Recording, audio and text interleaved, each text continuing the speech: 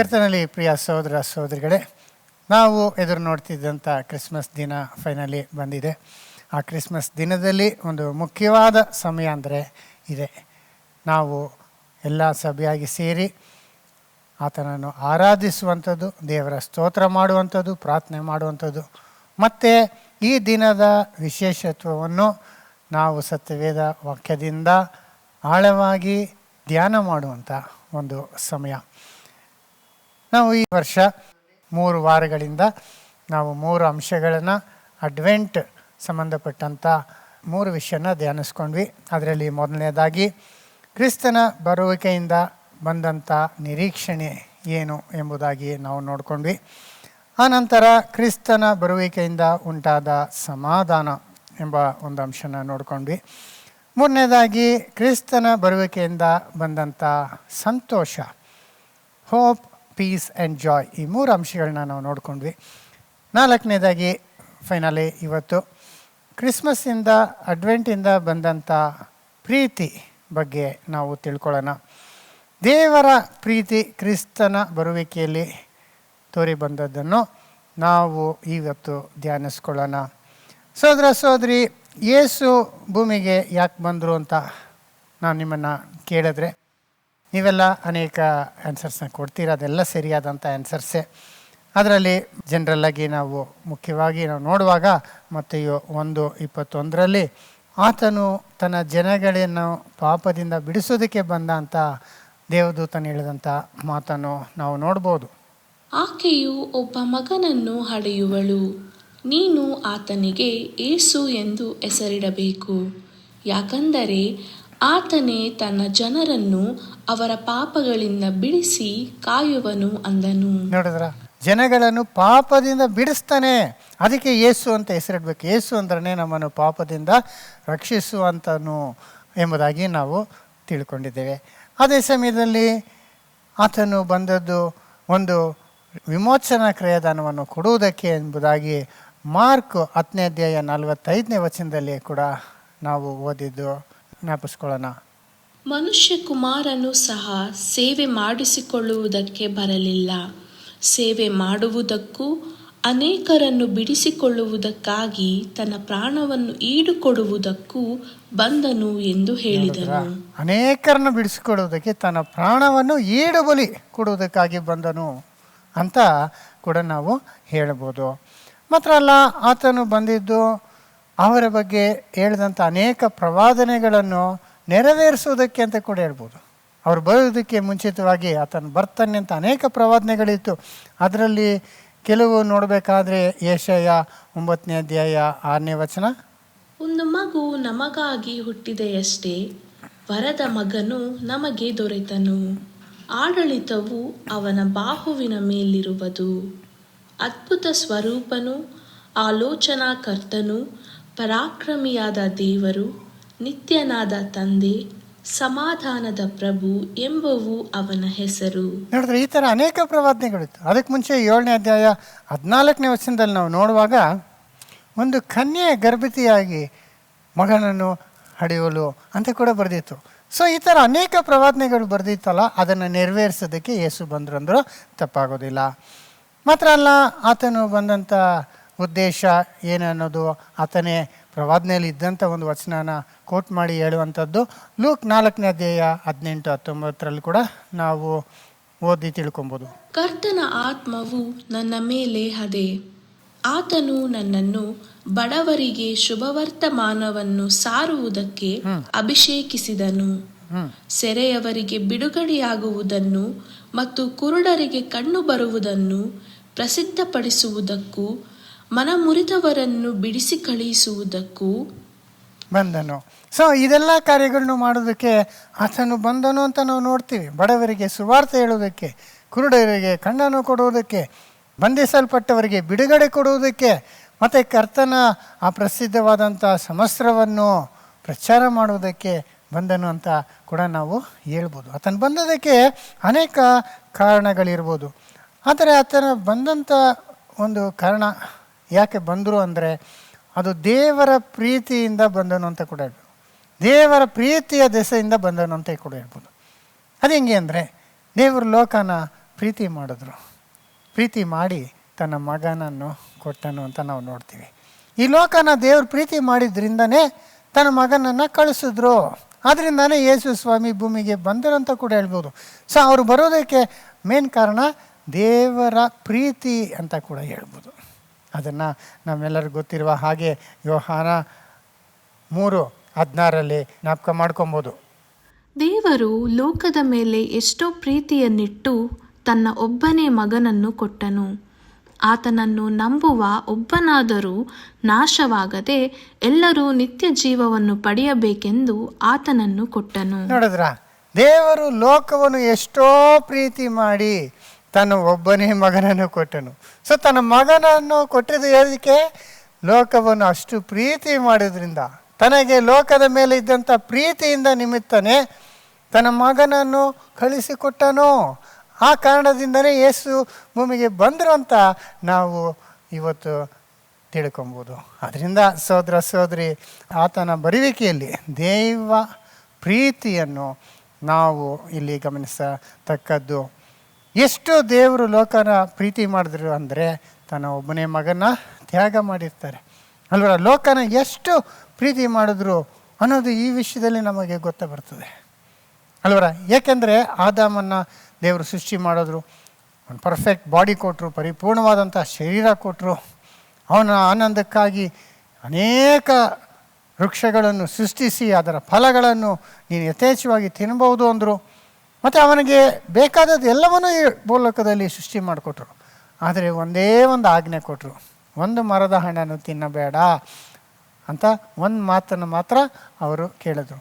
ಆದರೆ ಆದಾಮನು ಎಷ್ಟು ಒಂದು ಸ್ವಾರ್ಥಿಯಾಗಿ ದೇವರನ್ನು ಘನಪಡಿಸದೆ ಆತನ ಮಾತನ್ನು ಅಲ್ಲಗಡಿಸಿ ಆತನು ದುರಾಶೆಯಿಂದ ಹೋಗಿ ತಿನ್ನಬಾರದಂಥ ಆ ಒಂದು ಹಣ್ಣನ್ನು ಬಿಡ್ದಿರ ಅದನ್ನು ಹೋಗಿ ತಿಂದುಬಿಟ್ಟ.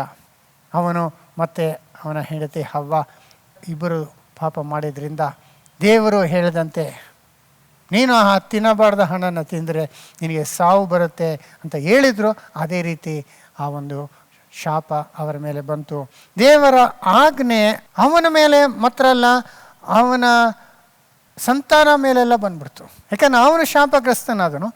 ಮತ್ತು ಅವನಿಗೆ ಮಕ್ಕಳು ಆಮೇಲೆ ನಂತರ ಹುಟ್ಟುವಾಗ ಅವರು ಕೂಡ ಆ ಶಾಪದಲ್ಲಿ ಹುಟ್ಟುವಂಥವರಾದರು. ಅವರು ಕೂಡ ಪಾಪ ಸ್ವಭಾವವನ್ನು ಹೊಂದಿ ಅವರು ಪಾಪ ಮಾಡಲಿಕ್ಕೆ ಪ್ರಾರಂಭಿಸಿದ್ರು. ಈ ರೀತಿ ಒಬ್ಬ ಮನುಷ್ಯನಿಂದ ಪಾಪವು, ಪಾಪದಿಂದ ಮರಣವು, ಲೋಕವೆಲ್ಲ ಆಳ್ವಿಕೆ ಮಾಡ್ಕೊಂಡು ಬಂತು ಅಂತ ಕೂಡ ನಾವು ವಾಕ್ಯದಲ್ಲಿ ಸ್ಪಷ್ಟವಾಗಿ ಓದ್ತೀವಿ. ಆದರೂ ದೇವರು ಆ ಮನುಷ್ಯನನ್ನು, ಆ ಮನುಕುಲವನ್ನೇ, ಈ ಲೋಕವನ್ನು ಆ ಪಾಪದಿಂದ ಬಂದಂಥ ಮರಣದಿಂದ, ಶಾಪದಿಂದ ರಕ್ಷಿಸುವಂತೆ ಯೋಚನೆ ಮಾಡಿದ್ರು. ಅದೇ ದೇವರ ಪ್ರೀತಿ. ಅವನಿಗೆ ವಿರೋಧವಾಗಿ ಪಾಪ ಮಾಡಿದಂಥ ಆದಾಮ ಮನುಷ್ಯರು ಆ ದೇವರ ವಿರೋಧಿಯಾದಂಥ ಸೈತಾನನ ಮಾತು ಕೇಳಿ ದೇವರನ್ನು ಅಷ್ಟು ನೋವುಪಡಿಸಿದಂಥ, ಅವಮಾನಪಡಿಸಿದಂಥ, ಅಲ್ಲಗಡಿಸಿದಂಥ ಆ ಜನಗಳನ್ನು ದೇವರು ಪ್ರೀತಿ ಮಾಡಿದ್ರು. ಅವ್ರನ್ನ ರಕ್ಷಿಸ್ಬೇಕಂತ ತನ್ನ ಮಗನ್ನೇ ಕೊಟ್ಟರು. ಅಂದರೆ ಅವರಿಗೆ ಲೋಕದ ಮೇಲಿದ್ದಂಥ ಪ್ರೀತಿ ಎಷ್ಟು ದೊಡ್ಡದಂತ. ಆದರೆ ದೇವರು ಮನುಷ್ಯನ ಕ್ಷಮಿಸುವುದಕ್ಕೂ ಅವನಿಗೆ ಆ ಒಂದು ಬಂದಂಥ ಆ ದಂಡನೆಯಿಂದ ತಪ್ಪಿಸೋದಕ್ಕೂ ತನ್ನ ಮಗನನ್ನು ಯಾಕೆ ಕೊಡಬೇಕು? ಯೇಸು ಯಾಕೆ ಬಂದು ಶಿಲುಬೆ ಮೇಲೆ ಸಾಯಬೇಕಿತ್ತು? ಅದಾಗದೆ ದೇವರು ಸುಮ್ಮನೆ ಅವ್ರನ್ನ ಕ್ಷಮಿಸೋಕ್ಕಾಗ್ತಿರ್ಲಿಲ್ವಾ ಅಂತ ಅನೇಕರು ಕೇಳ್ತಾರೆ. ಕೆಲವರು ಮುಸಲ್ಮಾನ್ಗಳು ಕೂಡ ಹೇಳುವಂಥದ್ದು ಅದೇ. ದೇವರು ಯಾರು ಬೇಕಾದ್ರೆ ಕ್ಷಮಿಸ್ಬೋದು, ಯಾಕೆ ಯೇಸು ಬಂದು ನಮಗಾಗಿ ಸಾಯೋದ್ರಿಂದ ಅದರ ನಿಮಿತ್ತ ನಾವು ಯಾಕೆ ಕ್ಷಮಾಪಣೆಯನ್ನು ಪಡ್ಕೊಬೇಕು? ಯೇಸು ಯಾಕೆ ಸಾಯಬೇಕಿತ್ತು ನಮಗೆ ಅಂತ ಒಂದು ಪ್ರಶ್ನೆ ಹೇಳ್ತಾರೆ. ಯಾಕೆ ಅಂದರೆ ದೇವರು ನೀತಿ ಸ್ವರೂಪನಾಗಿದ್ದಾನೆ. ಆತನ ಕಾರ್ಯವೆಲ್ಲವೂ ನ್ಯಾಯ ನೀತಿಯಾಗಿರ್ತದೆ. ಆತನು ನ್ಯಾಯವಾಗಿರುವಂಥ ಸಂದರ್ಭದಲ್ಲಿ ತಪ್ಪು ಮಾಡಿದವರಿಗೆ ನ್ಯಾಯವಾದಂಥ ದಂಡನೆ ಕೊಡಲೇಬೇಕಾಗಿರ್ತದೆ. ಹೆಂಗಂದರೆ ಒಂದು ಜಡ್ಜ್ ಇದ್ದಾಗೆ, ಕೋರ್ಟಲ್ಲಿ ಇರುವಂಥ ಜಡ್ಜು ಅವನು ತಪ್ಪು ಮಾಡಿದವರಿಗೆ ಸರಿಯಾದ ತಕ್ಕ ದಂಡನೆ ಕೊಟ್ಟರೆ ಅವನು ಒಳ್ಳೆ ಜಡ್ಜು ಅಲ್ವರ. ಆವಾಗಲೇ ವಿಕ್ಟಿಮ್ಸ್ ಅಂದರೆ ಅವ್ರು ಯಾರಿಗೆ ವಿರುದ್ಧವಾಗಿ ತಪ್ಪು ಮಾಡಿದ್ರೋ ಅವರಿಗೆ ಒಂದು ಶಾಂತಿ ಸಿಗ್ತದೆ, ಅವರಿಗೆ ನ್ಯಾಯ ಆಗ್ತದೆ. ಈಗ ಒಬ್ಬ ಮನುಷ್ಯ ಇದ್ದಾನೆ ಅಂದ್ಕೊಳ್ಳಿ, ಅವನು ಕಳ್ಳತನ ಮಾಡ್ತಿದ್ದಾನೆ, ಇನ್ನೊಬ್ಬರ ಸೊತ್ತನ್ನು ಅವನು ಅಪಹರಿಸ್ತಿದ್ದಾನೆ. ಆಗ ಅವನ್ನ ಬಿಟ್ಬಿಟ್ರು, ಕಳ್ಳರನ್ನೆಲ್ಲ ಬಿಟ್ಬಿಟ್ರು, ವ್ಯಭಿಚಾರ ಮಾಡಿದವ್ರನ್ನೆಲ್ಲ ಬಿಟ್ಬಿಟ್ರು, ಕೊಲೆಗಾರನ್ನೆಲ್ಲ ಜಡ್ಜ್ ಬಿಟ್ಬಿಟ್ರು ಅಂದರೆ ಅವನು ಒಳ್ಳೆ ಜಡ್ಜ್ ಅಂತ ಯಾರು ಹೇಳಲ್ಲ. ಯಾಕಂದರೆ ಕಳ್ಳರನ್ನೆಲ್ಲ ಬಿಡೋ ಥರ ಆಗಿಬಿಟ್ರೆ, ಕಳ್ಳತನಕ್ಕೆ ದಂಡನೆ ಇಲ್ಲ ಅಂದರೆ, ಕೊನೆಗೆ ದಂಡನೆ ಇಲ್ಲ ಅಂದರೆ, ಆ ಪಾಪಗಳು ಭೂಲೋಕದಲ್ಲಿ ಇನ್ನೂ ಎಷ್ಟು ಹೆಚ್ಚಾಗ್ಬಿಡ್ತದೆ. ಈ ಎಲ್ಲ ಪಾಪಗಳಿಗೆ ದಂಡನೆ ಇದೆ, ಸಿಕ್ಕಾಕಿಕೊಂಡ್ರೆ ನ್ಯಾಯವನ್ನು ಯಾರೂ ತಪ್ಪಿಸ್ಕೊಳ್ಳೋಕ್ಕಾಗೋದಿಲ್ಲ ಅಂತ ಇರುವಾಗಲೇ ಇಷ್ಟು ಪಾಪ ನಡೀತಿದೆ ಅಂದರೆ, ಯಾವ ಒಂದು ಪಾಪಕ್ಕೂ ಯಾವ ದಂಡನೆ ಇಲ್ಲ ಅಂದರೆ ಆವಾಗ ಪಾಪ ಯಾವ ರೀತಿ ಇರ್ತದೆ ಆಲೋಚನೆ ಮಾಡಿ. ಅದರಿಂದ ಒಂದು ನೀತಿ ಸ್ವರೂಪನಾದಂಥ ನ್ಯಾಯಾಧಿಪತಿ ತಪ್ಪಿಗೆ ದಂಡಿಸಲೇಬೇಕು. ದಂಡನೆ ಮಾಡಿದರೆ ಬಿಟ್ಬಿಟ್ರೆ ಆತನು ಅನ್ಯಾಯ ಮಾಡ್ದಂಗೆ ಆಗ್ಬಿಡುತ್ತೆ. ಅದು ದೇವರು ಮಾಡೋದಕ್ಕೆ ಸಾಧ್ಯ ಇಲ್ಲ. ಯಾಕೆಂದರೆ ದೇವರು ನೀತಿ ಸ್ವರೂಪನಾಗಿದ್ದಾನೆ, ಆತನು ನೀತಿಯ ದೇವರಾಗಿದ್ದಾನೆ ಎಂಬುದಾಗಿ ನಾವು ಯೆಶಾಯ 30ನೇ ಅಧ್ಯಾಯ 18ನೇ ವಚನದಲ್ಲಿ ನಾವು ನೋಡ್ಕೊಬೋದು. ಯೆಹೋವನು ನ್ಯಾಯ ಸ್ವರೂಪನಾದ ದೇವರು, ಆತನಿಗಾಗಿ ಕಾದಿರುವವರೆಲ್ಲರೂ ಧನ್ಯರು. ಆತನು ನ್ಯಾಯ ಸ್ವರೂಪಿಯಾದ ದೇವರು, ಆತನು ಪ್ರೀತಿ ಸ್ವರೂಪನಾದ ದೇವರು ನಿಜ, ಆದರೆ ನ್ಯಾಯ ಸ್ವರೂಪನಾದ ದೇವರಾಗಿದ್ದಾನೆ. ಪ್ರೀತಿಯ ಹೆಸರಿನಲ್ಲಿ ನ್ಯಾಯವನ್ನು ಬಿಟ್ಕೊಡೋಕ್ಕಾಗೋದಿಲ್ಲ ಅಲ್ವಾ? ಆತನು ಪ್ರೀತಿ ಮಾಡುವಂಥವನಾಗಿದ್ದಾನೆ, ಆದರೆ ಆತನ ಸಿಂಹಾಸನವೇ ನೀತಿ ನ್ಯಾಯದ ಅಸ್ಥಿಭಾರ ಮೇಲೆ ಹಾಕಲ್ಪಟ್ಟಿದೆ ಅನ್ನೋದು ಕೂಡ ನಾವು ನೋಡ್ತೀವಿ. ಕೀರ್ತನೆ 89:14ನೇ ವಚನ. ನೀತಿ ನ್ಯಾಯಗಳು ನಿನ್ನ ಸಿಂಹಾಸನದ ಅಸ್ತಿವಾರವು, ನಿನ್ನ ಸಾನ್ನಿಧ್ಯ ದೂತರು ಪ್ರೀತಿ ಸತ್ಯತೆಗಳೇ. ನೋಡಿದ್ರ? ಅದರಿಂದ ಏನು ಹೇಳ್ತಾರೆ ಇನ್ನೊಂದ್ಸತಿ? ನೀತಿ ನ್ಯಾಯಗಳು ನಿನ್ನ ಸಿಂಹಾಸನದ ಅಸ್ತಿವಾರವು. ನೋಡಿದ್ರ? ನೀತಿ ನ್ಯಾಯವೇ ನಿನ್ನ ಸಿಂಹಾಸನದ ಅಸ್ತಿವಾರ ಅಂತಾರೆ. ಆತನ ಎಲ್ಲ ಕಾರ್ಯಗಳು ನೀತಿಯಿಂದ ನ್ಯಾಯದಿಂದ ಇರ್ತದೆ. ಯಾವ ಒಂದು ಸಂದರ್ಭದಲ್ಲಿ ಆತನು ಅನೀತಿ ಮಾಡುವಂಥವನಲ್ಲ, ಅನ್ಯಾಯ ಮಾಡುವಂಥವನಲ್ಲ ಎಂಬುದಾಗಿ ಮೊದಲನೇ ವಿಷಯ ಸೆಂಟ್ರಲ್ ಆಗಿ ಹೇಳ್ತಾರೆ. ಆತನಿಗೆ ಪ್ರೀತಿ ನಂಬಿಕೆ ಇದೆ. ಅದನ್ನು ನೆಕ್ಸ್ಟ್ ಹೇಳ್ತಾರೆ ನೋಡಿ, ನಿನ್ನ ಸಾನ್ನಿಧ್ಯ ದೂತರು ಪ್ರೀತಿ ಸತ್ಯತೆಗಳೇ. ಪ್ರೀತಿ ಸತ್ಯತೆ ಇದೆ, ಆದರೆ ಸೆಂಟ್ರಲ್ ಕೋರಲ್ಲಿ ಆತನ ಸಿಂಹಾಸನ ಎಸ್ಟಾಬ್ಲಿಷ್ ಆಗಿದ್ದು ನೀತಿ ನ್ಯಾಯ ಎಂಬ ಅಸ್ಥಿಭಾರದ ಮೇಲೆ. ಅದರಿಂದ ಆತನು ಅನ್ಯಾಯ ಮಾಡೋಕ್ಕಾಗೋದಿಲ್ಲ. ಒಂದು ತಪ್ಪು ಮಾಡಿದವರಿಗೆ ದಂಡನೆ ಕೊಡೋದೆ ಸುಮ್ಮನೆ ಬಿಟ್ಟರೆ ಆತನು ಅನ್ಯಾಯ ಮಾಡ್ದಂಗೆ ಆಗುತ್ತೆ ಅಲ್ವರ? ಯಾಕಂದರೆ ಆತನು ಹೇಳಿದಂಥ ಮಾತುಗಳು ನಾವು ನೋಡಬೇಕಾದ್ರೆ, ನೀನು ಸತ್ತೇ ಸಾಯುವೆ ಅಂತ ಹೇಳಿದ್ರು. ಹಂಗೆ ಯಾಕೆ ಹೇಳಬೇಕಿತ್ತು ಅಂತ ಕೆಲವರು ಹೇಳ್ತಾರೆ. ನೀ ಹಣ್ಣನ್ನು ತಿಂದರೆ ಸತ್ತೇ ಸಾಯುವೆ ಅಂತ ಯಾಕೆ ಹೇಳಿ? ಅವ್ರು ಹೇಳಿದ್ರಿಂದನೇ ಸಾವು ಬಂತು ಅಂತ ಇಲ್ಲ. ಅವ್ರು ಹೇಳ್ದಿರ ಇದ್ರೂ ಸಾವು ಬರ್ತಿತ್ತು. ಯಾಕಂದರೆ ಮನುಷ್ಯನ ಈ ಕೆಟ್ಟ ಆ್ಯಕ್ಷನ್ಸು ನಡವಳಿಕೆಗಳು ಅವನ ನಾಶನವನ್ನು ತಗೊಂಡು ಬರ್ತದೆ. ಅವರು ಹೇಳಿದ್ರಿಂದ ಹಿಂಗೆ ಆಯ್ತು ಅಂತಲ್ಲ, ಹಿಂಗೆ ಆಗತ್ತೆ ಅಂತ ತಿಳಿದಿದ್ದು ಅವರು ಮುನ್ನೆಚ್ಚರಿಕೆಯಾಗಿ ಅವನಿಗೆ ಹೇಳಿದ್ರು ಅಂತ ನಾವು ಅರ್ಥ ಮಾಡ್ಕೊಬೇಕು. ಯಾಕಂದರೆ ನೋಡಿ, ತಪ್ಪು ಮಾಡೋನು ಅವನು ಅದರ ಒಂದು ಕಾನ್ಸಿಕ್ವೆನ್ಸಸ್ನ ಅವನು ಫೇಸ್ ಮಾಡಬೇಕಾಗತ್ತೆ ಅಲ್ವರ? ಯಾಕಂದರೆ ಆತನು ಸೃಷ್ಟಿಕರ್ತನಾಗಿದ್ದಾನೆ.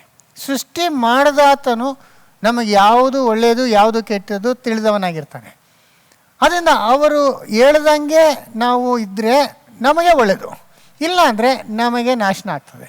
ಇದು ಹೆಂಗೆ ಅಂದರೆ, ನೀವು ಯಾವುದನ್ನೋ ಒಂದು ವಸ್ತುನ ತಕ್ಕೊಳ್ಳಿ, ಒಂದು ಫೋನ್ ಆಗಿರ್ಬೋದು, ಒಂದು ಕಂಪ್ಯೂಟರ್ ಆಗಿರ್ಬೋದು, ಇಲ್ಲ ಒಂದು ಕಾರ್ ಆಗಿರ್ಬೋದು, ಆಟೋಮೊಬೈಲ್ ಆಗಿರ್ಬೋದು. ಅದನ್ನು ಮ್ಯಾನುಫ್ಯಾಕ್ಚರ್ ಮಾಡಿದಂಥವ್ರು ಕೆಲವು ಇನ್ಸ್ಟ್ರಕ್ಷನ್ಸ್ನ ಕೊಟ್ಟಿರ್ತಾರೆ.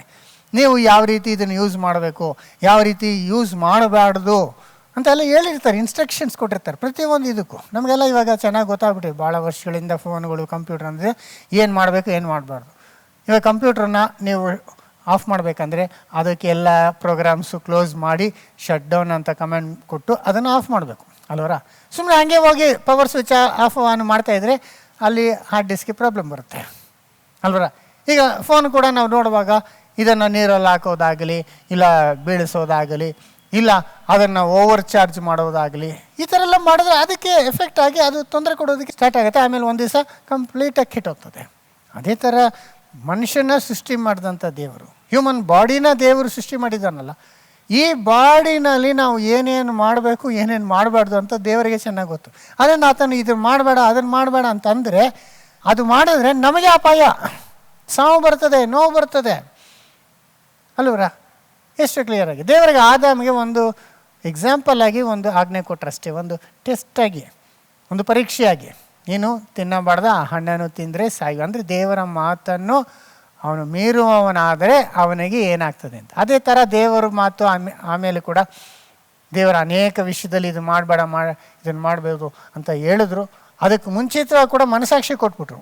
ಪ್ರತಿಯೊಬ್ಬ ಮನುಷ್ಯ ದೇವರ ಸ್ವರೂಪದಲ್ಲಿ ಸೃಷ್ಟಿಯಾಗಲ್ಪಟ್ಟಿರೋದ್ರಿಂದ ಮನುಷ್ಯನಿಗೆ ಚೆನ್ನಾಗಿ ಗೊತ್ತು, ಇದು ತಪ್ಪು, ಇದು ಮಾಡಬಾರ್ದು, ಇದು ಕೆಟ್ಟದು, ಇದನ್ನು ನಾವು ಮಾಡಬಾರ್ದು ಅಂತ ಮನುಷ್ಯನಿಗೆ ಗೊತ್ತು. ಅದೇ ಮನಸ್ಸಾಕ್ಷಿ ಅಂತಾರೆ. ಆದರೆ ಮನುಷ್ಯನು ಅದಕ್ಕೆ ವಿರುದ್ಧವಾಗಿ ಅವನು ನಡ್ಕೊಂಡು ಮಾಡ್ತಿದ್ದ ಅಂದರೆ ಅವನಿಗೆ ಹಾನಿಕರವಾಗ್ತದೆ ಅಲ್ವರ. ಈಗ ಕೊಲೆ ಮಾಡಬೇಡ ಅಂತ ದೇವರು ಆದಾಮ್ಗೆ ಹೇಳಿಲ್ಲ, ಆದರೆ ಕಾಯಿನು ಮಾಡಿದ್ದು ತಪ್ಪು ಅಂತ ಗೊತ್ತಾಯ್ತಲ್ಲ. ಕಾಯಿನಿಗೆ ಗೊತ್ತು. ದೇವರು ಬಂದು ಹೇಳ್ತಾರಲ್ಲ, ನಿನ್ನ ಸಹೋದರನ ರಕ್ತ ನೀನು ಅನ್ಯಾಯವಾಗಿ ಸುರಿತಿದೆಯಾ, ಆತನ ರಕ್ತ ನನ್ನನ್ನು ನ್ಯಾಯಕ್ಕಾಗಿ ಕೇಳ್ತಿದೆ ಅಂತ. ಅದರಿಂದ ಅದನ್ನು ಹೇಳ್ಬೇಕಂತಿಲ್ಲ, ಅದು ಮನುಷ್ಯನಿಗೆ ಗೊತ್ತು.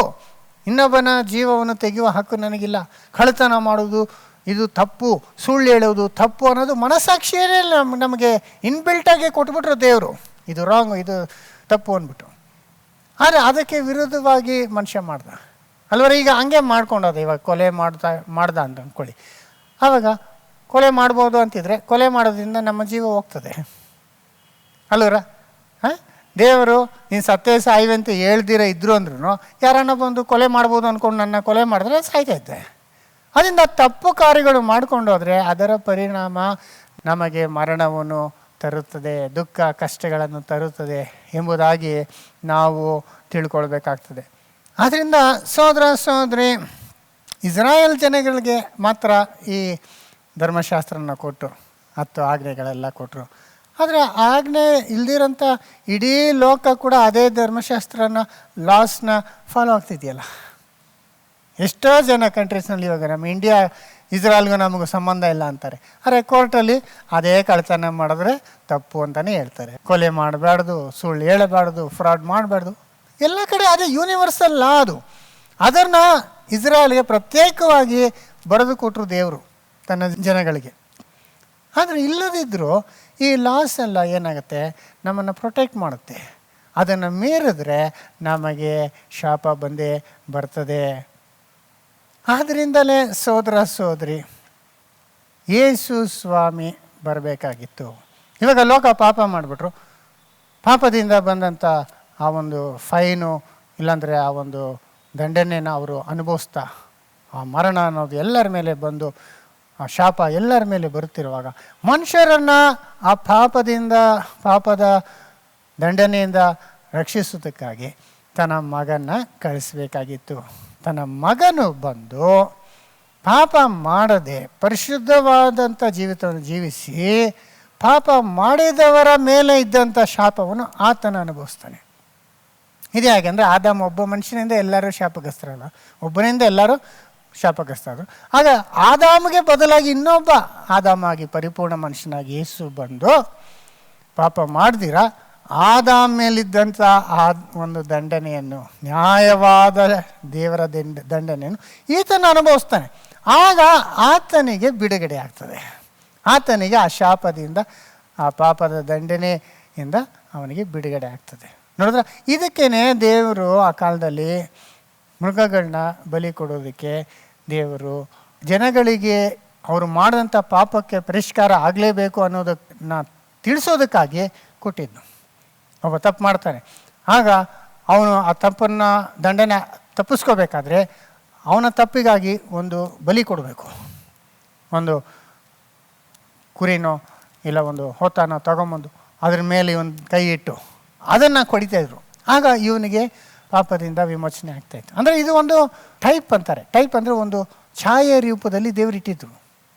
ಯಾಕಂದರೆ ಮನುಷ್ಯನಿಗೆ ಗೊತ್ತಾಗಲಿ ಅವ್ನು ಮಾಡಿದಂಥ ತಪ್ಪನ್ನು ದೇವರು ಹಂಗೆ ಕ್ಷಮಿಸೋಕ್ಕಾಗೋದಿಲ್ಲ. ಆ ದಂಡನೆನ ಯಾರನ್ನ ತಕ್ಕೊಂಡ್ರೆ ಆಗ ಇವನಿಗೆ ಬಿಡುಗಡೆ ಆಗುತ್ತೆ ಅನ್ನೋದಕ್ಕೋಸ್ಕರಾಗಿ ಈ ಮೃಗಗಳನ್ನ ದೇವರು ಮನುಷ್ಯನಿಗೆ ಕೊಟ್ಟಿದ್ರು. ಆದರೆ ಈ ಮೃಗಗಳಿಂದ ಮನುಷ್ಯನ ಪಾಪ ಹೋಗೋದಿಲ್ಲ. ಮನುಷ್ಯನ ಪಾಪ ಹೋಗ್ಬೇಕಂದ್ರೆ ಪರಿಪೂರ್ಣವಾದಂಥ ಒಂದು ಮನುಷ್ಯನೇ ಬರಬೇಕು. ಆಗ ದೇವರ ನೀತಿನ ಅವನು ಸ್ಯಾಟಿಸ್ಫೈ ಮಾಡ್ಬೋದು. ಆ ಡಿಮ್ಯಾಂಡ್ಸ್ ಆಫ್ ಜಸ್ಟಿಸ್ ಏನಿದೆ, ನ್ಯಾಯದ ಪ್ರಕಾರ ಇಷ್ಟು ಫೈನ್ ಅಂತಿರ್ತದೆ, ಅದನ್ನು ಸರಿಯಾದಂಥ ಫೈನ್ ಕಟ್ಟುವಂತನೋ ಪರಿಪೂರ್ಣವಾದಂಥ ಮನುಷ್ಯನೇ ಬೇಕಾಗಿತ್ತು ಅಲ್ವರ. ಅದನ್ನು ದೇವರು ನೀತಿ ನ್ಯಾಯ ಏನೆಂಬುದನ್ನು ಜನಗಳಿಗೆ ತಿಳಿಸಿಕೊಡೋದಕ್ಕಾಗಿ ದೇವರು ಆ ದಂಡನೆಗಳನ್ನ ಇಟ್ಟಿದ್ರು. ಒಂದೊಂದು ತಪ್ಪಿಗೆ ಅದಕ್ಕೆ ದಂಡನೆ ಆಗಬೇಕು ಅಂತ ಅಲ್ವ. ಅದಕ್ಕೆ ಈಕ್ವಲ್ ಆಗಿರೋದು. ಕಣ್ಣಿಗೆ ಕಣ್ಣು, ಯಾರನ್ನ ಕಣ್ಣನ್ನು ಇವನು ಚುಚ್ಚಿಬಿಟ್ಟ ಅಂದರೆ ಇವನು ಕಣ್ಣು ತೆಗಿಬೇಕು, ಕಣ್ಣಿಗೆ ಕಣ್ಣು, ಹಲ್ಲಿಗೆ ಹಲ್ಲು, ಕೈಗೆ ಕೈ, ಜೀವಕ್ಕೆ ಜೀವ. ಇವನೇನ ಜೀವ ತೆಗೆದಂದ್ರೆ ಇವನ ಜೀವ ಹೋಗ್ಬೇಕು. ಆ ಥರ ದೇವರು ಇದು ನ್ಯಾಯ ಕರೆಕ್ಟ್ ಅಂತ ದೇವರು ಇಸ್ರಾಯೇಲ್ ಜನಗಳಿಗೆ ಹೇಳಿಕೊಟ್ಟಿದ್ರು. ಹಾಗೆ ಆದಾಮನ ಜೀವಕ್ಕೆ ಇನ್ನೊಂದು ಆದಾಮನೇ ಒಂದು ಜೀವ ಕೊಡಬೇಕಿತ್ತು. ಅದೇ ಯೇಸು ತನ್ನನ್ನು ಈಡಾಗಿ ಕೊಡುವುದಕ್ಕಾಗಿ, ಬಲಿಯಾಗಿ ಕೊಡುವುದಕ್ಕೆ ಬಂದನಂದರೆ ಅದೇ ಅರ್ಥ ಅಲ್ವರ ಸಹೋದರ ಸಹೋದರಿ. ಹೀಗಿರ್ಬೇಕಾದ್ರೆ ಕೆಲವರು ಏನು ಹೇಳ್ತಾರೆ, ಎಸ್ಪೆಷಲಿ ಮುಸಲ್ಮಾನರು ಏನು ಹೇಳ್ತಾರೆ ಅಂದರೆ, ನಾವು ಮಾಡಿದಂಥ ಪಾಪಕ್ಕೆ ಇನ್ನೊಬ್ಬನ ಶಿಲ್ಬೆಗೆ ಹಾಕೋದು ಅದು ಸರಿ ಇಲ್ಲ, ಅದು ಅನ್ಯಾಯ, ಅದು ಹೆಂಗೆ ಬರ್ತದೆ ಅಂತ. ಆದರೆ ಅದು ಅನ್ಯಾಯ ಅಲ್ಲ, ಅದು ಪ್ರೀತಿ ಅಂತ ಹೇಳಬೇಕು. ನೋಡಿದ್ರ, ಯೇಸು ಬಂದು ಸ್ವೇಚ್ಛೆಯಾಗಿ ಆತನು ಬಲಿಯಾದದ್ದು ಪ್ರೀತಿಯಿಂದ, ಅದನ್ನಲ್ಲಿ ಅನ್ಯಾಯ ಇಲ್ಲ. ಯಾಕಂದರೆ ಆತನೇ ವಿಲ್ಲಿಂಗಾಗಿ ತಂದೆಯ ಚಿತ್ತದ ಮೇರೆಗೆ ಬಂದು ಆತನು ಬಲಿ ಕೊಡ್ತಿದ್ದಾನೆ. ಯಾಕೆಂದರೆ ನಮ್ಮ ಮೇಲೆ ಇದ್ದಂಥ ಪ್ರೀತಿ.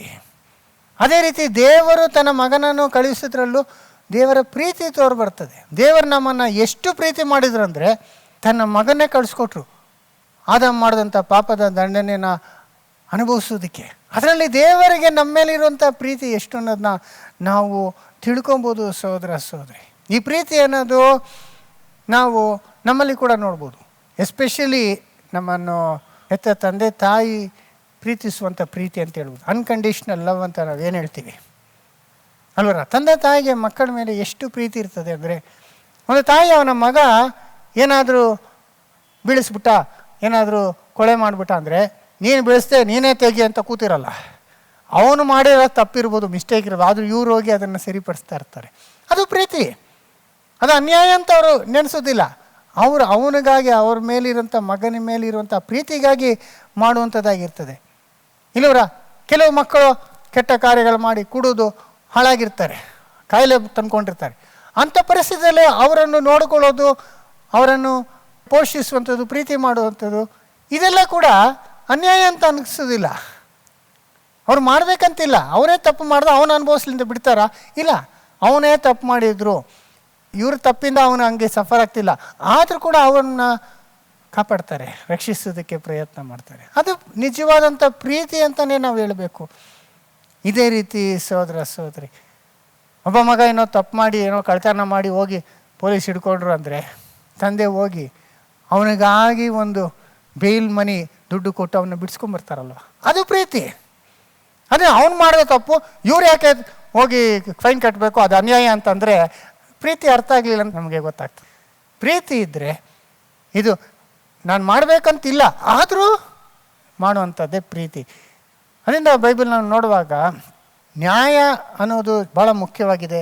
ನ್ಯಾಯ ನೀತಿ ಅನ್ನೋದು ಅದಕ್ಕಿಂತ ಮೇಲ್ಮಟ್ಟದಲ್ಲಿರುವಂಥದ್ದು ಪ್ರೀತಿ. ಅದರಿಂದ ನಾವು ನೋಡುವಾಗ ಮರ್ಸಿ ರಿಜಾಯ್ಸಸ್ ಓವರ್ ಜಸ್ಟಿಸ್ ಅಂತಲೇ ನಾವು ನೋಡ್ತೀವಿ ವಾಕ್ಯದಲ್ಲಿ ಅಲ್ವರ. ಜಸ್ಟಿಸ್ ಅಂದರೆ ತಪ್ಪಿಗೆ ದಂಡನೆ ಕೊಡಬೇಕು, ಕಣ್ಣಿಗೆ ಕಣ್ಣು, ಜೀವಕ್ಕೆ ಜೀವ ಹೋಗಲೇಬೇಕು, ಅದು ನ್ಯಾಯ, ಅದು ಒಳ್ಳೆಯದೇ. ಅದಕ್ಕಿಂತ ಹೆಚ್ಚಾದ ಮಟ್ಟದಲ್ಲಿರುವಂಥದ್ದು ಕನಿಕರ ತೋರಿಸುವಂಥದ್ದು. ಆ ಒಂದು ಕಾರ್ಯವನ್ನು ನಾವು ವಾಕ್ಯದಲ್ಲಿ ಎಷ್ಟು ಚೆನ್ನಾಗಿ ನೋಡ್ಕೊಬೋದು. ಕರುಣೆ ತೋರಿಸದೇ ಇರುವವನಿಗೆ ನ್ಯಾಯ ತೀರ್ಮಾನದಲ್ಲಿ ಕರುಣೆಯು ತೋರಿಸಲ್ಪಡುವುದಿಲ್ಲ. ಕರುಣೆಯು ನ್ಯಾಯ ತೀರ್ಮಾನವನ್ನು ಗೆದ್ದು ಹಿಗ್ಗುತ್ತದೆ. ನೋಡಿದ್ರ ಸಹೋದರ ಸಹೋದರಿ, ಅದನ್ನೇ ನಾವು ಇಲ್ಲಿ ದೇವರ ಪ್ರೀತಿಯನ್ನು ನೋಡುವಂಥದ್ದಾಗಿದೆ ಅಲ್ವರ. ದೇವರು ಲೋಕಕ್ಕೆ ನ್ಯಾಯ ಮಾತ್ರ ಮಾಡಿದ್ದೀರೆ, ನಾವು ಯಾರಿಗೂ ಫ್ಯೂಚರೇ ಇರ್ತಿರ್ಲಿಲ್ಲ. ಪಾಪ ಮಾಡಿದ್ಯಾ ನೀನು ಸಾಯಿ ಅಂತ ಅಷ್ಟರಲ್ಲೇ ಮುಗಿಸ್ಬಿಟ್ಟಿದ್ದಿದ್ರೆ ಲೋಕದಲ್ಲಿ ಯಾರಿಗೂ ಒಂದು ಫ್ಯೂಚರೇ ಇರ್ತಿರ್ಲಿಲ್ಲ. ನಾವೆಲ್ಲ ಬದುಕೋದು ಸ್ವಲ್ಪ ಕಾಲ, ತಪ್ಪು ಮಾಡ್ತೀವಿ, ಸಾಯ್ತೀವಿ, ಮುಗೀತು, ಅಷ್ಟೇ ಕತೆ ಅಲ್ವರ. ಆದರೆ ಅವನ್ನ ಪ್ರೀತಿ ಮಾಡಿದ್ರಿಂದ, ಆ ಪಾಪಿ ಮನುಷ್ಯರನ್ನ ಲೋಕವನ್ನು ಪ್ರೀತಿ ಮಾಡಿದ್ರಿಂದ ಅವನ ಮಾಡಿದಂಥ ಪಾಪಕ್ಕಾಗಿ ತನ್ನ ಮಗನ್ನ ಬಲಿ ಕೊಟ್ಟರು. ಯಾಕಂದ್ರೆ ಅವನ್ನ ಪಾಪದ ಆ ಒಂದು ವಶದಿಂದ ಬಿಡುಗಡೆ ಮಾಡುವುದಕ್ಕೆ ಅಂದರೆ ಅಲ್ಲಿ ದೈವ ಪ್ರೀತಿ ಏನೆಂಬುದಾಗಿ ನಮಗೆ ತಿಳಿದು ಬರ್ತದೆ.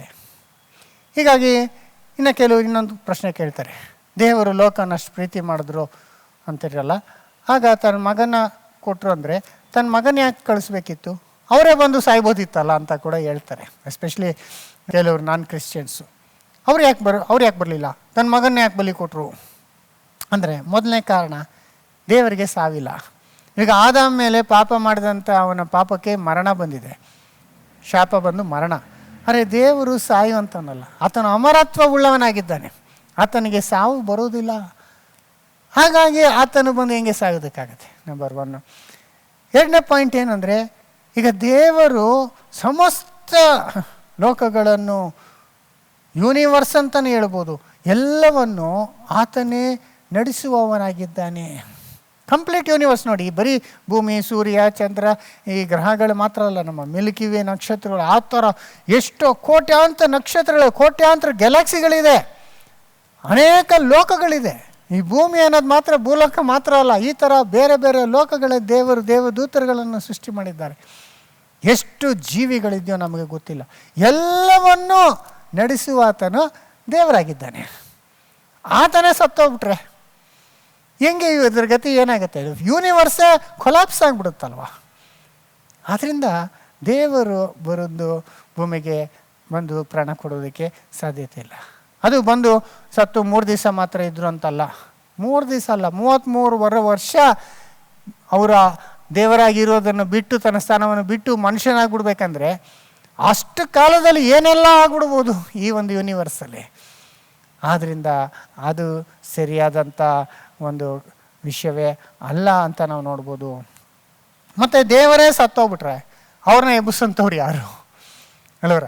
ಯಾರೇ ಸತ್ತೋದ್ರು ದೇವರು ಎಬ್ಬಿಸಿದ್ರು. ಬೈಬಲ್ನಲ್ಲಿ ಕೂಡ ಯೇಸು ಸತ್ತ ನಂತರ ದೇವರು ತನ್ನ ಆತ್ಮದಿಂದ ಅವನನ್ನು ಎಬ್ಬಿಸಿದ್ರು 3ನೇ ದಿವಸ ಅಂತ ನೋಡ್ತೀವಿ. ಅಂದರೆ ದೇವರೇ ಸತ್ತೋಗ್ಬಿಟ್ರೆ ಅವ್ರನ್ನ ಎಬ್ಬಿಸಂಥವ್ರು, ಅವ್ರಿಗಿಂತ ದೊಡ್ಡವರು ಯಾರಿದ್ದಾರೆ? ಯಾರೂ ಇಲ್ಲಲ್ವ. ಅದರಿಂದನೇ ದೇವರು ತನ್ನ ಮಗನನ್ನು ಕಳಿಸಿದ್ರು. ಇನ್ನು ಕೆಲವರು ಹೇಳ್ತಾರೆ, ತನ್ನ ಮಗನ್ನೇ ಯಾಕೆ ಕಳಿಸ್ಬೇಕಿತ್ತು, ಅನೇಕ ದೂತರುಗಳಿದ್ದಾರಲ್ಲ, ಯಾರನ್ನೋ ಒಬ್ಬರನ್ನ ಕಳಿಸ್ಬೋದಿತ್ತಲ್ಲ ಆದಾಮಗೆ ಒಂದು ಈಡು ಬಲಿ ಆಗೋದಕ್ಕೆ. ದೇವದೂತರೆಲ್ಲ ಸ್ವಲ್ಪ ಮಟ್ಟಿಗೆ ಹೆಚ್ಚಾಗಿದ್ದಾರೆ, ಅವರಿಂದ ಸ್ವಲ್ಪ ಕಡಿಮೆ ಬಂದರೆ ಸಾಕು ಆದಾಮಿಗೆ ಸರಿಯಾದಂಥ ಈಡು ಬಲಿ ಆಗ್ತಾರೆ. ಆದರೆ ದೇವರು ದೂತರನ್ನ ಕಳಿಸ್ಲಿಲ್ಲ. ಯಾಕಂದರೆ ಆ ದೂತರು ಯಾರ ಬಂದು ಇಲ್ಲಿ ಸೈತಾನನ ವಶಕ್ಕೆ ಬಿದ್ದು ಅವರು ಪಾಪಕ್ಕೆ ಒಳಗಾದರೆ ಆಗ ಅವ್ರನ್ನ ರಕ್ಷಿಸೋದಕ್ಕೆ ಇನ್ನೊಬ್ಬನ ಕಳಿಸ್ಬೇಕು. ಅವನು ಪಾಪಿಷ್ಟ ಆದನು, ಇನ್ನೊಬ್ಬನ ಕಳಿಸ್ಬೇಕಂದ್ರೆ ದೇವದೂತರು ಕೂಡ ಪಾಪ ಮಾಡುವಂಥ ವಿಷಯವನ್ನು ಬೈಬಲ್ನ ನಾವು ನೋಡ್ತೀವಿ. ಸೈತಾನು ದೇವದೂತರನ್ನು ಅನೇಕರನ್ನ ಅವನು ಮೋಸಗೊಳಿಸಿ ಪಾಪದಲ್ಲಿ ಬೀಳಿಸ್ಬಿಟ್ಟ.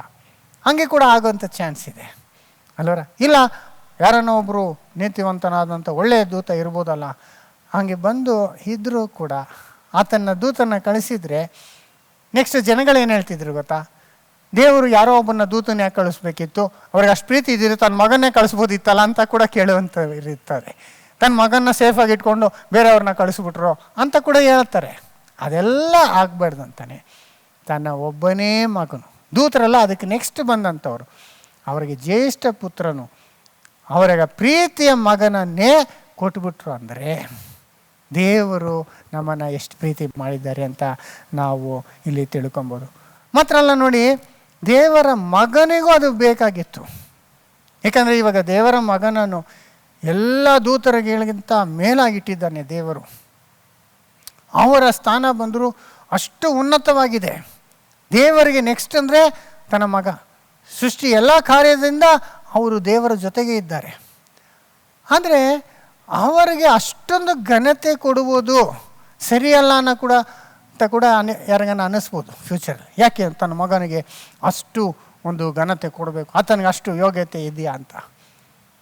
ಅದನ್ನು ಪ್ರೂವ್ ಮಾಡೋದಕ್ಕಾಗಿ ಕೂಡ ತನ್ನ ಮಗನ ಈ ಒಂದು ಭೂಮಿಗೆ ಕಳಿಸಿದ್ರು. ತನ್ನ ಮಗನಿಗೆ ಒಂದು ಟೆಸ್ಟ್ ಕೊಟ್ಟ ಹಾಗೆ ಇತ್ತು ಇದು. ತನ್ನ ಮಗನು ತನಗೆ ಸಂಪೂರ್ಣವಾಗಿ ವಿಧೇಯನಾಗಿರ್ತಾನ ಅನ್ನೋದನ್ನ ಟೆಸ್ಟ್ ಮಾಡೋದಕ್ಕಾಗಿ ಕೂಡ ತನ್ನ ಮಗನ ಕಳಿಸಿದ್ರು ಅಲ್ವರ? ಅದೇ ರೀತಿ ಯೇಸು ಸ್ವಾಮಿ ಕೂಡ ತನ್ನ ತಂದೆ ಹೇಳಿದ ಮಾತಿನ ಪ್ರಕಾರವಾಗಿ ಭೂಮಿಗೆ ಬಂದರು. ಒಂದು ಕಡೆ ಹೇಳ್ತಾರೆ, ನನ್ನಷ್ಟಕ್ಕೆ ನಾನೇ ಬಂದಿಲ್ಲ, ತಂದೆ ನನ್ನನ್ನು ಕಳಿಸಿದ್ದಾನೆ ಅಂತ. ಕಳಿಸಿದಾಗ ಬಂದರು.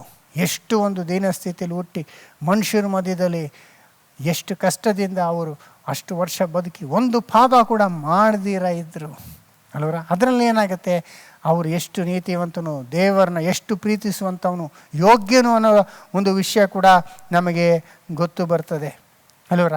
ಅದನ್ನೇ ನಾವು ಹೀಬ್ರಿಯನಲ್ಲಿ ಕೂಡ ನಾವು ನೋಡ್ಬೋದು. ಆತನಿಗೆ ಎಷ್ಟೋ ಕಷ್ಟವಾದಂಥ ಒಂದು ಕೆಲಸವಾಗಿತ್ತು ಶಿಲುಬೆ ಮೇಲೆ ಸಾಯುದಂದರೆ.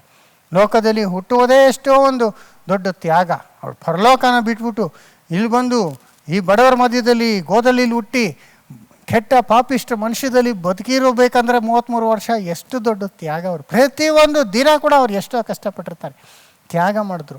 ಅದು ಮಾತ್ರ ಅಲ್ಲ, ಫೈನಲಿ ಆತನು ಶಿಲುಬೆಯ ಮರಣದಲ್ಲಿ ಆತನು ಬಲಿಯಾಗಬೇಕು.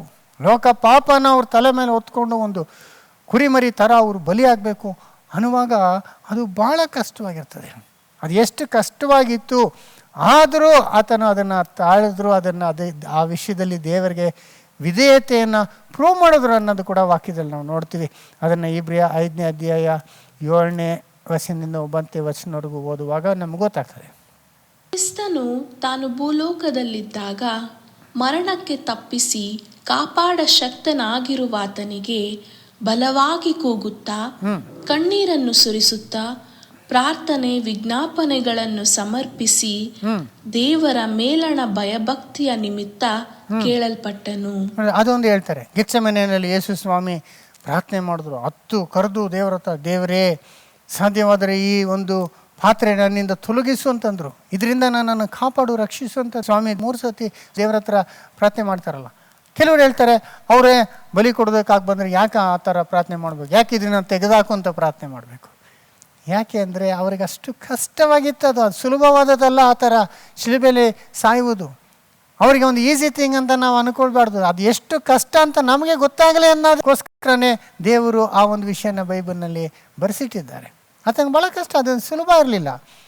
ಆದರೂ ಆತನು ಏನು ಹೇಳ್ತಾರೆ, ಅಷ್ಟು ಒಂದು ವಿಷಯದಲ್ಲೂ ಸಾಧ್ಯವಾದರೆ ಈ ಒಂದು ಪಾತ್ರೆಯನ್ನು ನನ್ನಿಂದ ತೊಲಗಿಸಂದರೆ ಮನುಷ್ಯನ ರಕ್ಷಣೆ ಮಾಡದಿರ ಹಂಗೆ ಬಿಟ್ಬಿಡು ಅಂತಲ್ಲ, ಮನುಷ್ಯನನ್ನು ರಕ್ಷಿಸುವುದು ಬೇರೆ ರೀತಿಯಲ್ಲಿ ಸಾಧ್ಯವಿದ್ದರೆ, ಅಂದರೆ ಈತನು ಶಿಲುಬೆ ಮರಣದಲ್ಲೇ ಸಾಯ್ದಿರ ಆತನು ನೀತಿಯಾಗಿ ಆಳ್ವಿಕೆ ಮಾಡಿ ಅವರನ್ನು ರಕ್ಷಿಸಲಿಕ್ಕೆ ಸಾಧ್ಯ ಇದೆಯಾ, ಅವರಿಗೆ ಒಳ್ಳೆಯ ಬೋಧನೆಗಳನ್ನು ಮಾಡ್ತಾ ಅವರನ್ನು ಸರಿಪಡಿಸಿ ರಕ್ಷಿಸೋದಕ್ಕಾಗತ್ತಾ ಅಂತ ಬೇರೆ ಸಾಧ್ಯವಾದರೆ ಬೇರೆ ಮಾರ್ಗವಿದ್ದರೆ ದೇವರಂತ ಕೇಳ್ತಿದ್ದಾರೆ. ಆದರೆ ಬೇರೆ ಮಾರ್ಗ ಇರಲಿಲ್ಲ. ಅದನ್ನು ನಾವು ಮತ್ತೆ ನಾವು ನೋಡ್ತೀವಿ 26:39. ಸ್ವಲ್ಪ ಮುಂದೆ ಹೋಗಿ ಬೋರಲು ಬಿದ್ದು, ನನ್ನ ತಂದೆಯೇ, ಸಾಧ್ಯವಾಗಿದ್ದರೆ ಈ ಪಾತ್ರೆಯು ನನ್ನನ್ನು ಬಿಟ್ಟು ಹೋಗಲಿ. ನೋಡಿದ್ರ, ಸಾಧ್ಯವಾಗಿದ್ದರೆ ಅಂದರೆ ಹೇಳಿದ್ರು, ಬೇರೆ ಒಂದು ಮಾರ್ಗ ಇದ್ದರೆ ಅಂತ ಹೇಳ್ತಿದ್ದಾರೆ. ತಂದೆ ತೆಗೆದು ಹಾಕ್ಬಿಡು ಅಂತ ಅವರು ಡಿಮ್ಯಾಂಡ್ ಮಾಡಲಿಲ್ಲ. ಒಂದೇ ಸರಿ ನನಗೆ ಆಗೋದಿಲ್ಲ ಅಂತ ಹೇಳಿಲ್ಲ, ಸಾಧ್ಯವಾದರೆ ಅಂತ ಪಾಸಿಬಿಲಿಟಿ ಇದೆಯಾ ಅಂತ ಅವರು ಕೇಳ್ತಿದ್ದಾರೆ ಅಷ್ಟೇ.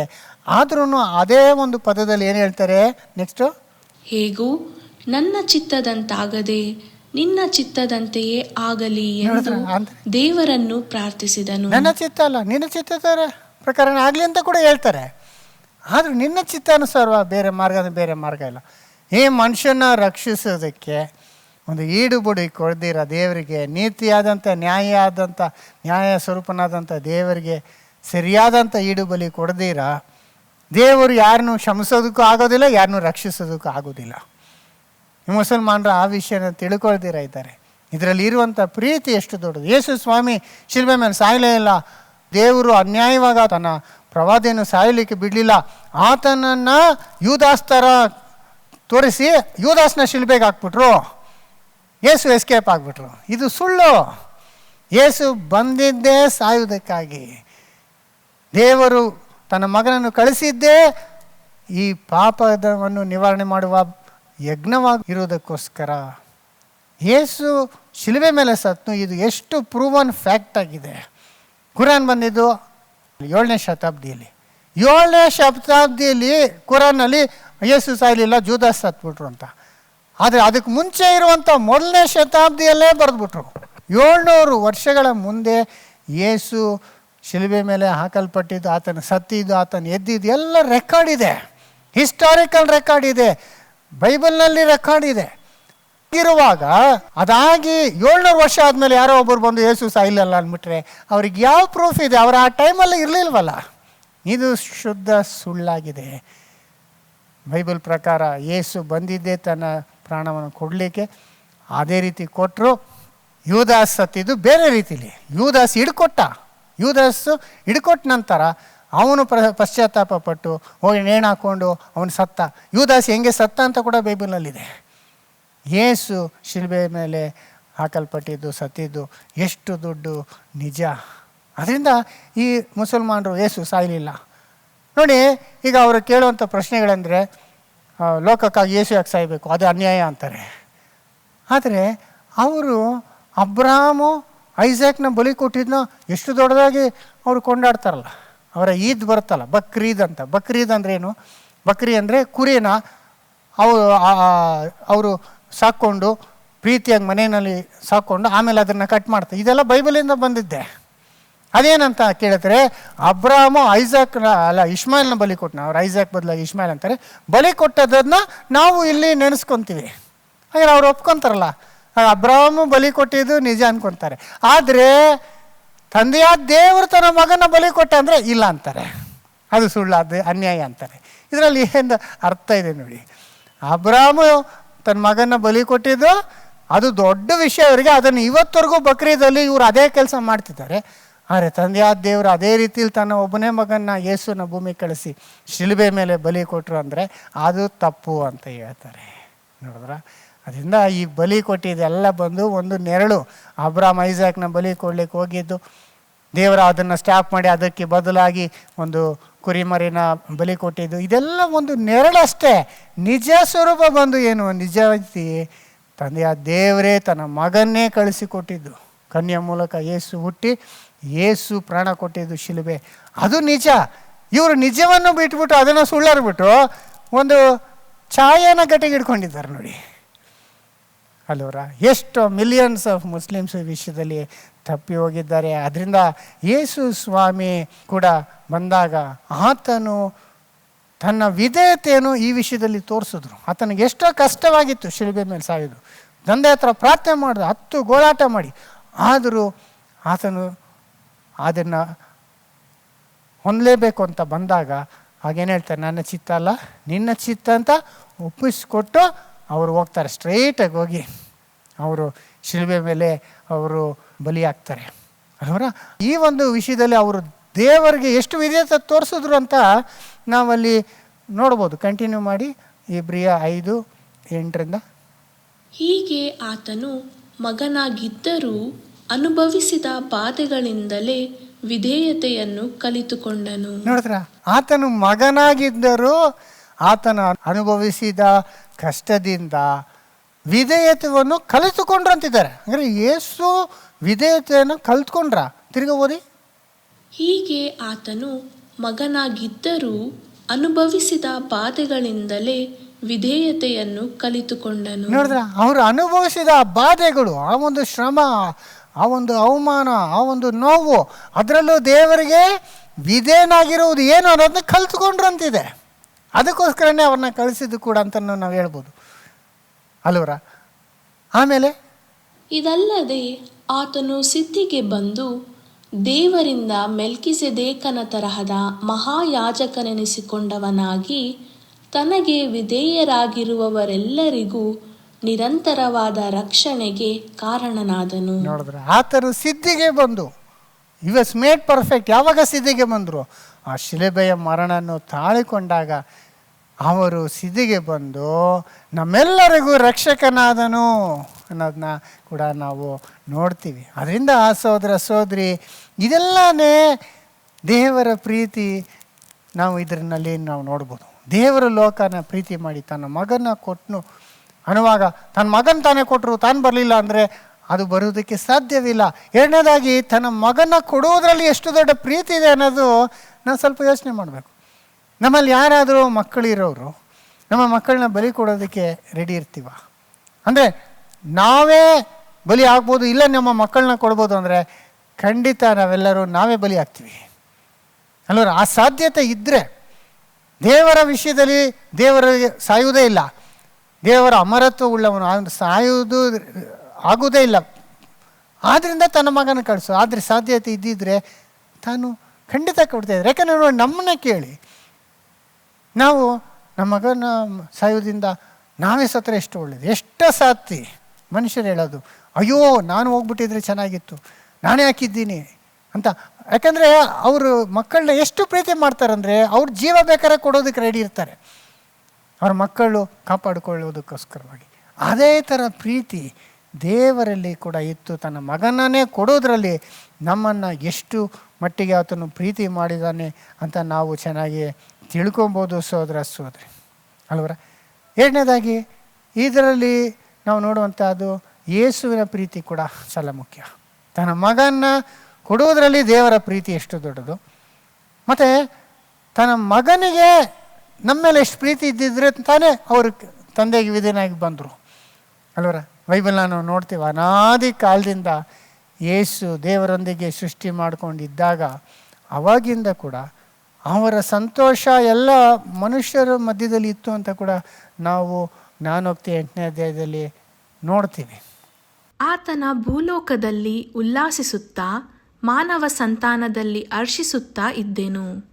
ನೋಡಿದ್ರ, ಆ ಥರ ಮನುಷ್ಯನ ಕುಲದಲ್ಲೇ ಅವರಿಗೆ ಪ್ರೀತಿ, ಯೇಸು ಸ್ವಾಮಿಗೆ ಆ ಮನುಷ್ಯರ ಮೇಲೆ ಫಸ್ಟಿಂದ ಪ್ರೀತಿ ಇತ್ತು. ಫೈನಲಾಗಿ ಆ ಪ್ರೀತಿಯನ್ನು ವ್ಯಕ್ತಪಡಿಸಿ ತಾನು ಪರಲೋಕನ ಬಿಟ್ಟು ಒಂದು ದಾಸನ ರೂಪದಲ್ಲಿ ಬಂದು ಆಗೋದಲ್ಲಿಯಲ್ಲಿ ಹುಟ್ಟಿರೋದರಲ್ಲಿ ಆತನಿಗೆ ನಮ್ಮ ಮೇಲಿದ್ದಂಥ ಪ್ರೀತಿ ಎಷ್ಟು ದೊಡ್ಡದಂತ ನಮಗೆ ಗೊತ್ತಾಗ್ತದೆ ಅಲ್ವರ.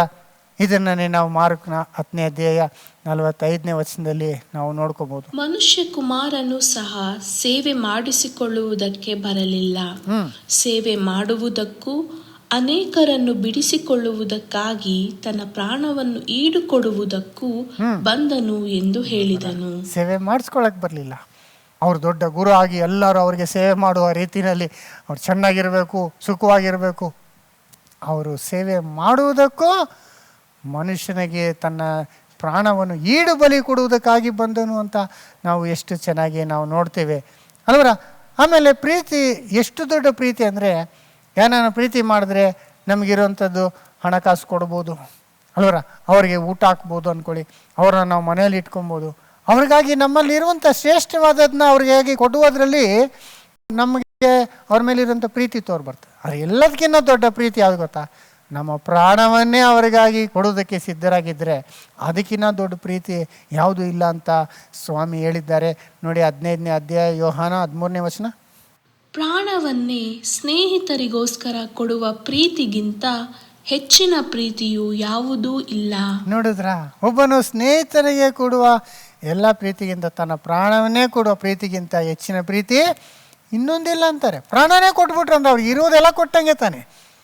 ಅದೇ ರೀತಿ ಯೇಸು ತನ್ನ ಪ್ರಾಣವನ್ನು ಕೊಡುವುದಕ್ಕಾಗಿ ಭೂಮಿಗೆ ಬಂದವನು ಎಂಬುದಾಗಿ ನಾವು ತಿಳಿದುಕೊಳ್ಳುವಾಗ ಆತನಿಗೆ ನಮ್ಮ ಮೇಲೆ, ಲೋಕದ ಮೇಲೆ ಎಷ್ಟು ಪ್ರೀತಿ ಇತ್ತು ಅಂತ ನಾವು ನೋಡ್ಬೋದು.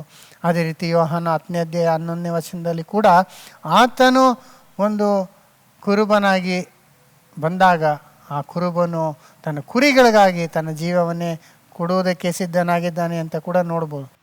ನಾನೇ ಒಳ್ಳೆ ಕುರುಬನು, ಒಳ್ಳೆ ಕುರುಬನು ತನ್ನ ಕುರಿಗಳಿಗೋಸ್ಕರ ತನ್ನ ಪ್ರಾಣವನ್ನು ಕೊಡುತ್ತಾನೆ. ನೋಡಿದ್ರ, ನಾನೇ ಒಳ್ಳೆ ಕುರುಬನು. ಕುರುಬನು, ಒಳ್ಳೆ ಕುರುಬನು ತನ್ನ ಕುರಿಗಳಾಗಿ ತನ್ನ ಪ್ರಾಣವನ್ನೇ ಕೊಡುವುದಕ್ಕೆ ಸಿದ್ಧನ. ಆ ಥರನೇ ಆತನು ನಮ್ಮನ್ನು ಕುರಿಗಳನ್ನ, ತಪ್ಪಿ ಹೋದ ಕುರಿಗಳು ನಾವು ಬೇಕು ಅಂತ ನಾವು ದೇವ್ರನ್ನ ಬಿಟ್ಬಿಟ್ಟು ದೂರ ಹೋಗ್ಬಿಟ್ವಿ. ಅರೆ, ನಮ್ಮನ್ನು ರಕ್ಷಿಸೋದಕ್ಕಾಗಿ ಆತನು ಪ್ರಾಣವನ್ನೇ ಕೊಟ್ಟು ನಮ್ಮನ್ನು ರಕ್ಷಿಸಿದ್ರು ಅನ್ನೋದರಲ್ಲಿ ಆತನಿಗೆ ನಮ್ಮ ಮೇಲಿದ್ದಂಥ ಪ್ರೀತಿ ಎಷ್ಟು ದೊಡ್ಡದಂತ ನಮಗೆ ಗೊತ್ತು ಬರ್ತದೆ. ಆದ್ದರಿಂದ ಸಹೋದರ ಸಹೋದರಿಗಳೇ, ಈ ರೀತಿ ನಾವು ನೋಡುವಾಗ ದೇವರ ಪ್ರೀತಿ ನಮಗೆ ಯೇಸು ಸ್ವಾಮಿಯ ಬರುವಿಕೆಯಿಂದ ನಮಗೆ ಗೊತ್ತಾಗ್ತದೆ. ಯೇಸು ಕ್ರಿಸ್ತನ ಪ್ರೀತಿ ನಮ್ಮ ಮೇಲೆ ಎಷ್ಟಿತ್ತು ಅನ್ನೋದು ನಮಗೆ ಗೊತ್ತಾಗ್ತದೆ. ಹೀಗೆ ನೋಡುವಾಗ ಯೇಸು ನಮ್ಮನ್ನು ರಕ್ಷಿಸೋದಕ್ಕಾಗಿ, ಪಾಪಿಗಳನ್ನು ಆ ಪಾಪದಿಂದ, ಶಾಪದಿಂದ ರಕ್ಷಿಸೋದಕ್ಕಾಗಿ ತನ್ನ ಜೀವವನ್ನೇ ಬಲಿ ಕೊಟ್ಟರು. ದೇವರು ತನ್ನ ಮಗನನ್ನೇ ಬಲಿ ಕೊಟ್ಟರು. ಹೀಗೆ ನೋಡುವಾಗ ಇಷ್ಟು ಮಾತಾಡ್ತಾರಲ್ಲ ಈ ಮುಸಲ್ಮಾನರು, ಮೊಹಮ್ಮದ್ ಅವ್ರಿಗಾಗಿ ಪ್ರಾಣ ಕೊಟ್ರ? ಎಲ್ಲಿ ಕೊಟ್ಟರು? ಅವ್ರು ಮೊಹಮ್ಮದ್ ಅವರ ಜೀವನ ತ್ಯಾಗ ಮಾಡಿದ್ರು, ಎಲ್ಲಿ ಮಾಡಿದ್ರು? ಅವ್ರು ಸಂತೋಷವಾಗಿ ಬದುಕಿದ್ರು. ಎಷ್ಟೋ ಮದುವೆಗಳು ಮಾಡಿಕೊಂಡು 8-11 ಮದುವೆಗಳು ಮಾಡ್ಕೊಂಡು ಎಲ್ಲ ವಯಸ್ಸಿನ ಸ್ತ್ರೀಗಳನ್ನ ಕೂಡ ಮಾಡಿ, ಚಿಕ್ಕ ಹುಡುಗಿ 6 ವರ್ಷದಿಂದ ವಯಸ್ಸಾದ ಅವ್ರಿಗಿಂತ ಎಷ್ಟೋ ದೊಡ್ಡವ್ರನ್ನ ಎಲ್ಲರೂ ಮದುವೆ ಮಾಡ್ಕೊಂಡು ಸುಖವಾಗಿದ್ದು ಅಷ್ಟರಲ್ಲಿ ಸತ್ತರು. ಅವ್ರು ಹೆಂಗೆ ಸತ್ತರು ಅನ್ನೋದು ಕೂಡ ಕ್ಲಾರಿಟಿ ಇಲ್ಲ. ಕೆಲವರು ಪಾಯ್ಸನ್ ಮಾಡಿಬಿಟ್ರು, ಹಂಗೆ ಸತ್ತರು ಅಂತಾರೆ, ಬೇರೆ ರೀತಿ ಸತ್ತರು. ಆದರೆ ಬೇರೆಯವ್ರಿಗೋಸ್ಕರ ಜನಗಳಿಗೋಸ್ಕರ ಅವರು ಲೈಫನ್ನ ತ್ಯಾಗ ಮಾತ್ರ ಮಾಡಲಿಲ್ಲ ಮೊಹಮ್ಮದ್. ಅದೇ ರೀತಿ ಈಗ ಎಷ್ಟೋ ಮತಗಳಿದೆ ನಮ್ಮ ಇಂಡಿಯಾನಲ್ಲಿ. ರಾಮ ಅಂದರೆ ಭಾಳ ಒಂದು ಪ್ರೀತಿ. ಅಲ್ಲ, ರಾಮ ಏನಾದರೂ ಲೋಕಕ್ಕಾಗಿ ಪ್ರಾಣ ಕೊಟ್ರ? ಇಲ್ಲ, ಅದನ್ನು ಪ್ರಾಣ ಕೊಡಲಿಲ್ಲ. ಅದನ್ನೇನು ಮಾಡಿದ್ರು ಅವರು? 14 ವರ್ಷ ಅವರು ಅರಣ್ಯದಲ್ಲಿ ಇರಬೇಕಾಗಿತ್ತು. ಆಮೇಲೆ ಅವರ ಹೆಂಡತಿನ ರಾವಣ ಎತ್ಕೊಂಡು ಹೋಗ್ಬಿಡ್ತಾನೆ. ಅವನ್ನ ಬಿಡಿಸ್ಕೊಂಬರೋಕ್ಕಾಗಿ ಇವರು ದೊಡ್ಡ ಯುದ್ಧನೇ ಮಾಡಿ ಆ ಕೋತಿಯ ಸಹಾಯದಿಂದ ಹೋಗಿ ಅವ್ರನ್ನ ಬಿಡಿಸ್ಕೊಂಬರ್ತಾರೆ. ಮತ್ತು ಏನು ಮಾಡಿದ್ರು? ರಾಜ್ಯರ ಆಡಳಿತ ಮಾಡ್ತಾಯಿದ್ರು. ಆಗ ಯಾರೋ ಒಬ್ಬ ಬಟ್ಟೆ ಒಗೆಯವನು ಅವನು ಬಂದು ಅವನ ಹೆಂಡ್ತಿನ ಬೈತಾ ಇರ್ತಾನೆ, ನೀನು ಹೋಗ್ಬಿಟ್ಟು ಬಂದಿದ್ಯಾ, ನಾನು ನಿನ್ನ ತಿರ್ಗಾ ಮನೆಗೆ ಸೇರಿಸ್ಕೊಳ್ಳೋಕ್ಕೆ ನಾನೇನು ರಾಮ ಥರ ಅಲ್ಲ ಅಂತ ಒಂದು ಹೇಳ್ಬಿಡ್ತಾನೆ ಮಾತು. ಅಂದರೆ ಸೀತಾ ಅವರ ರಾಡಿ ಆಗಿರೋದಕ್ಕೆ ಯೋಗ್ಯತೆ ಇಲ್ಲ, ಅಥವಾ ರಾವಣ ಮನೆಯಲ್ಲಿ ಇದ್ರಲ್ಲ ಅಂತ. ನೋಡಿ, ಅದೇ ರಾಮಾಯಣದಲ್ಲಿ ಸೀತೆ ಅಗ್ನಿ ಪರೀಕ್ಷೆಯನ್ನು ಅವರು ಶ್ರೀಲಂಕಾದಲ್ಲಿ ಅವ್ರಿಗೆ ಮಾಡಿಸಿರ್ತಾರೆ, ಅವರು ಪವಿತ್ರಳಾಗಿದ್ದು ಅಂತ. ಹಂಗಿದ್ರೂ ಸಹ ಅವನು ಯಾರೋ ಹೇಳ್ದ ಅಂದ್ಬಿಟ್ಟು ರಾಮ ಅವನ್ನ ತಿರ್ಗಾ ಅರಣ್ಯಕ್ಕೆ ಕಳಿಸ್ಬಿಡ್ತಾರೆ. ನೋಡಿ, ಇದರಲ್ಲಿ ಏನು ಗೊತ್ತಾಗತ್ತೆ? ನೀತಿ ನ್ಯಾಯ ಭಾಳ ದೊಡ್ಡ ವ್ಯಕ್ತಿ ಅಂತ ಇವರು ಘನಪಡಿಸುವಂಥವರಲ್ಲಿ ಕೂಡ ನಾವು ನೋಡುವಾಗ ಈ ಥರ ಒಂದು ವಿಷಯಗಳೇ ಕಂಡು ಬರ್ತಾ ಇರ್ತದೆ ಅಲ್ವರ. ಮತ್ತು ಅವರು ತನ್ನ ಜನಗಳಿಗಾಗಿ ಪ್ರಾಣ ಕೊಟ್ಟನು ಅನ್ನೋದು ಎಲ್ಲೂ ಇಲ್ಲ. ಆ ಒಂದು ಕಾನ್ಸೆಪ್ಟ್ ಇದೆಯಲ್ಲ, ಒಂದು ಲೀಡರು ಮನುಷ್ಯರಿಗಾಗಿ ತನ್ನ ಪ್ರಾಣನ ತ್ಯಾಗ ಮಾಡೋಂಥ ಅಂಥದ್ದು ಎಲ್ಲೂ ಇಲ್ಲ ನಮ್ಮ ಹಿಂದೂಯಿಸಮ್ನಲ್ಲಿ ಅಲ್ವರ. ಅದನ್ನು ನೋಡಬೇಕಂದ್ರೆ ಯೇಸು ಸ್ವಾಮಿನಲ್ಲಿ ನಾವು ನೋಡ್ಬೋದು ಅಲ್ವರ. ಯಾವ ಒಂದು ಚರಿತ್ರೆಯಲ್ಲೂ ಒಂದು ರಾಜ ಪ್ರಜೆಗಾಗಿ ಅವನು ಬಲಿಯಾದದ್ದು ನೋಡೋದಿಲ್ಲ.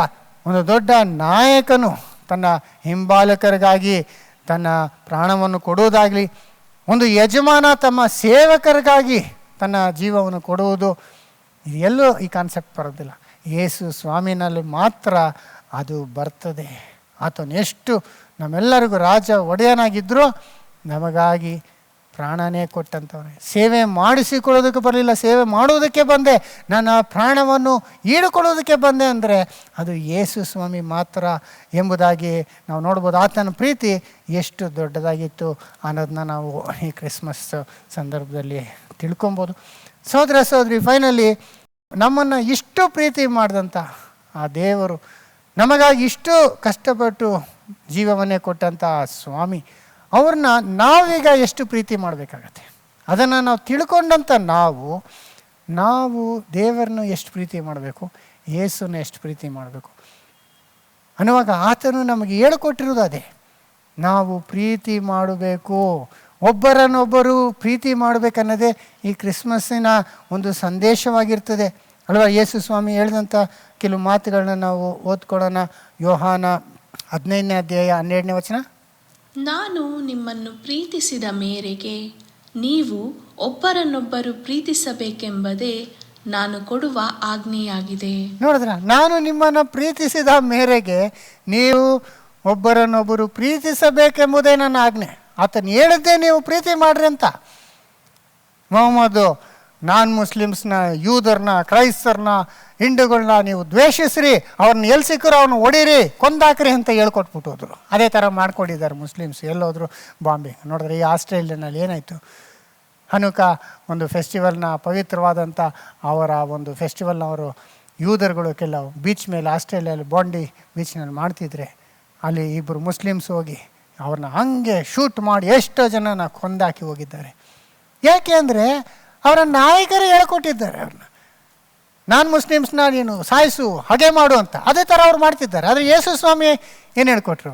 ನಾನು ನಿಮ್ಮನ್ನು ಪ್ರೀತಿಸಿರೋ ಮೇರೆಗೆ ನೀವು ಒಬ್ಬರನ್ನೊಬ್ಬರು ಪ್ರೀತಿಸಿರಿ ಅಂತ ಹೇಳಿದ್ರು ಅಲ್ವರ. ಸಭೆಯಲ್ಲಿ ನಾವು ಒಬ್ಬರನ್ನೊಬ್ಬರು ಪ್ರೀತಿಸೋದು ಮಾತ್ರ ಅಲ್ಲ, ಇಡೀ ಲೋಕದಲ್ಲಿರುವಂಥವ್ರನ್ನ ನಾವು ಪ್ರೀತಿಸಬೇಕಾಗ್ತದೆ. ಯಾಕಂದರೆ ಲೋಕ ಇನ್ನೂ ಪಾಪಿಷ್ಠರಾಗಿದ್ದಾಗ ಆ ಲೋಕನ ಪ್ರೀತಿಸಿ ಯೇಸು ಸ್ವಾಮಿ ಬಂದರು.